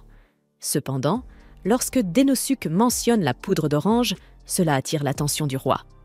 Le royaume de Rampage a été créé grâce à ces mines d'or et n'a cessé de prospérer depuis, mais ces dernières années, la quantité d'or a diminué. C'est pourquoi il est important d'extraire autant d'or que possible des minéraux. C'est pourquoi il est important d'extraire le plus d'or possible des minéraux. Pour ce faire, on utilise de la poudre orange. En appliquant de la magie à cette poudre, il est possible d'extraire uniquement de l'or de la terre. La personne chargée d'importer la poudre d'orange étant Butagarian, Dénosuc dit au roi qu'il ne peut pas le tuer. Le roi ne comprend toujours pas pourquoi Butagarian est si important, puisqu'il peut simplement demander à un autre marchand de s'occuper de l'importation de la poudre d'orange. Mais Dénosuc lui dit que cela ne marchera pas. La poudre d'orange provient du pays de Toki, et en raison de nombreuses guerres civiles, Toki restreint désormais complètement l'exportation de poudre d'orange, de sorte qu'il serait impossible pour un nouveau marchand de mettre la main dessus. Butagarian fait toutefois exception à la règle. Butagarian se demande comment Dénosuc peut savoir tout cela, alors il explique qu'il s'est penché sur la poudre d'orange il y a quelque temps pour voir s'il pouvait en obtenir et l'utiliser pour fabriquer de l'or pour l'armée démoniaque. Mais malheureusement, c'est impossible pour lui. Revenons-en à Butagarian. Lors de l'une des guerres civiles à Toki, les habitants manquaient de nourriture et de provisions car aucun pays ne les soutenait et tous les marchands avaient fui. Mais Butagarian a continué à commercer avec Toki, bien que la ville soit devenue une zone de guerre active. Et c'est grâce à cela que l'économie de Toki a pu survivre à la guerre. C'est pourquoi Toki, ainsi que plusieurs autres pays, ont une dette envers Butagarian, qui a donc reçu une autorisation spéciale pour commercialiser certaines marchandises soumises à des restrictions. Même si certaines de ces méthodes sont douteuses, Dénosuc pense qu'il serait dommage de tuer un marchand aussi compétent que Butagarian. L'argument de Dénosuc est assez convaincant, et le roi dissipe ses dragons de foudre. Mais il ne comprend toujours pas pourquoi Dénosuc irait aussi loin, car même si Butagarian était tué et que le royaume des Rampes s'effondrait, cela n'aurait rien à voir avec l'armée démoniaque. De plus, Butagarian a volé directement l'armée des démons. Sa présence est donc un problème pour eux. Cependant, Dénosuc ne comprend pas pourquoi le roi est si troublé, car il est naturel de vouloir aider quelqu'un quand on le voit en difficulté. Butagarian et le roi sont choqués par l'innocence de Dénosuc, à tel point que le roi éclate de rire et a du mal à se contrôler. De bonne humeur, il décide de laisser la vie sauve à Butagarian et part faire une sieste. Dénosuc et Butagarian sont alors expulsés de la salle du trône, mais au moins ils sont tous les deux en vie. Butagarian se méfie toujours de Dénosuc, car aucun homme ordinaire n'a pu faire rire le roi aussi fort, et il suppose donc que cela faisait partie du plan de Dénosuc. Mais en réalité, Dénosuc a tremblé dans ses bottes pendant tout ce temps, si bien que ses jambes sont pratiquement engelées et qu'il a besoin d'aide pour marcher. Butagarian l'aide à marcher et tous deux se dirigent vers la sortie. Mais au moment où ils partent, Olulu arrive avec tous les voleurs qui travaillaient pour Butagarian. Mais il s'avère que ce ne sont pas seulement des voleurs, ce sont les enfants de Butagarian. Les filles sont heureuses de voir que Butagarian est en sécurité, car elles étaient sûres que le roi lui ferait du mal une fois la vérité révélée. Mais bien qu'il soit heureux de les voir, il ne comprend pas pourquoi les filles sont ici. Olulu explique que Dénosuc lui a demandé de trouver les filles et de les amener ici pour voir Butagarian. Après l'incident de Shemozu avec Butagarian, Dénosuc a fait quelques recherches sur lui. Et au début, il avait l'air d'un marchand véreux, mais ensuite Denosuk a découvert qu'il avait recueilli un groupe d'orphelins de guerre et qu'il les avait élevés comme les siens. Quelqu'un qui fait cela ne peut être que mauvais. Alors Denosuk ne peut s'empêcher de vouloir le protéger. Butagarian n'arrive pas à croire que Denosuk soit allé aussi loin pour lui et ait ses enfants, et il lui en est très reconnaissant. Plus tard, avant de partir, Denosuk propose à Butagarian de vendre les Rosmarins pour le compte de l'armée des démons. Butagarian n'en croit pas ses oreilles, car pourquoi Denosuk lui proposerait-il un contrat aussi important alors qu'il les a déjà arnaqués une fois? Mais Denosuk dit qu'il a confiance en Butagarian et qu'il ne recommencera pas. De plus, l'armée des démons est très occupée et n'a pas le temps de vendre des Rosmarins dans des pays lointains. Butagarian est touché que Denosuk soit prêt à lui faire confiance après ce qu'il a fait, et il jure qu'il changera ses habitudes et s'assurera que Denosuk ne regrette jamais d'avoir fait affaire avec lui. Maintenant que le marché est conclu, Denosuk se prépare à partir. Mais avant qu'il ne le fasse, Butagarian l'informe d'une rumeur qu'il a entendue. Il semblerait que les guildes du territoire de l'armée démoniaque soient en train de s'activer.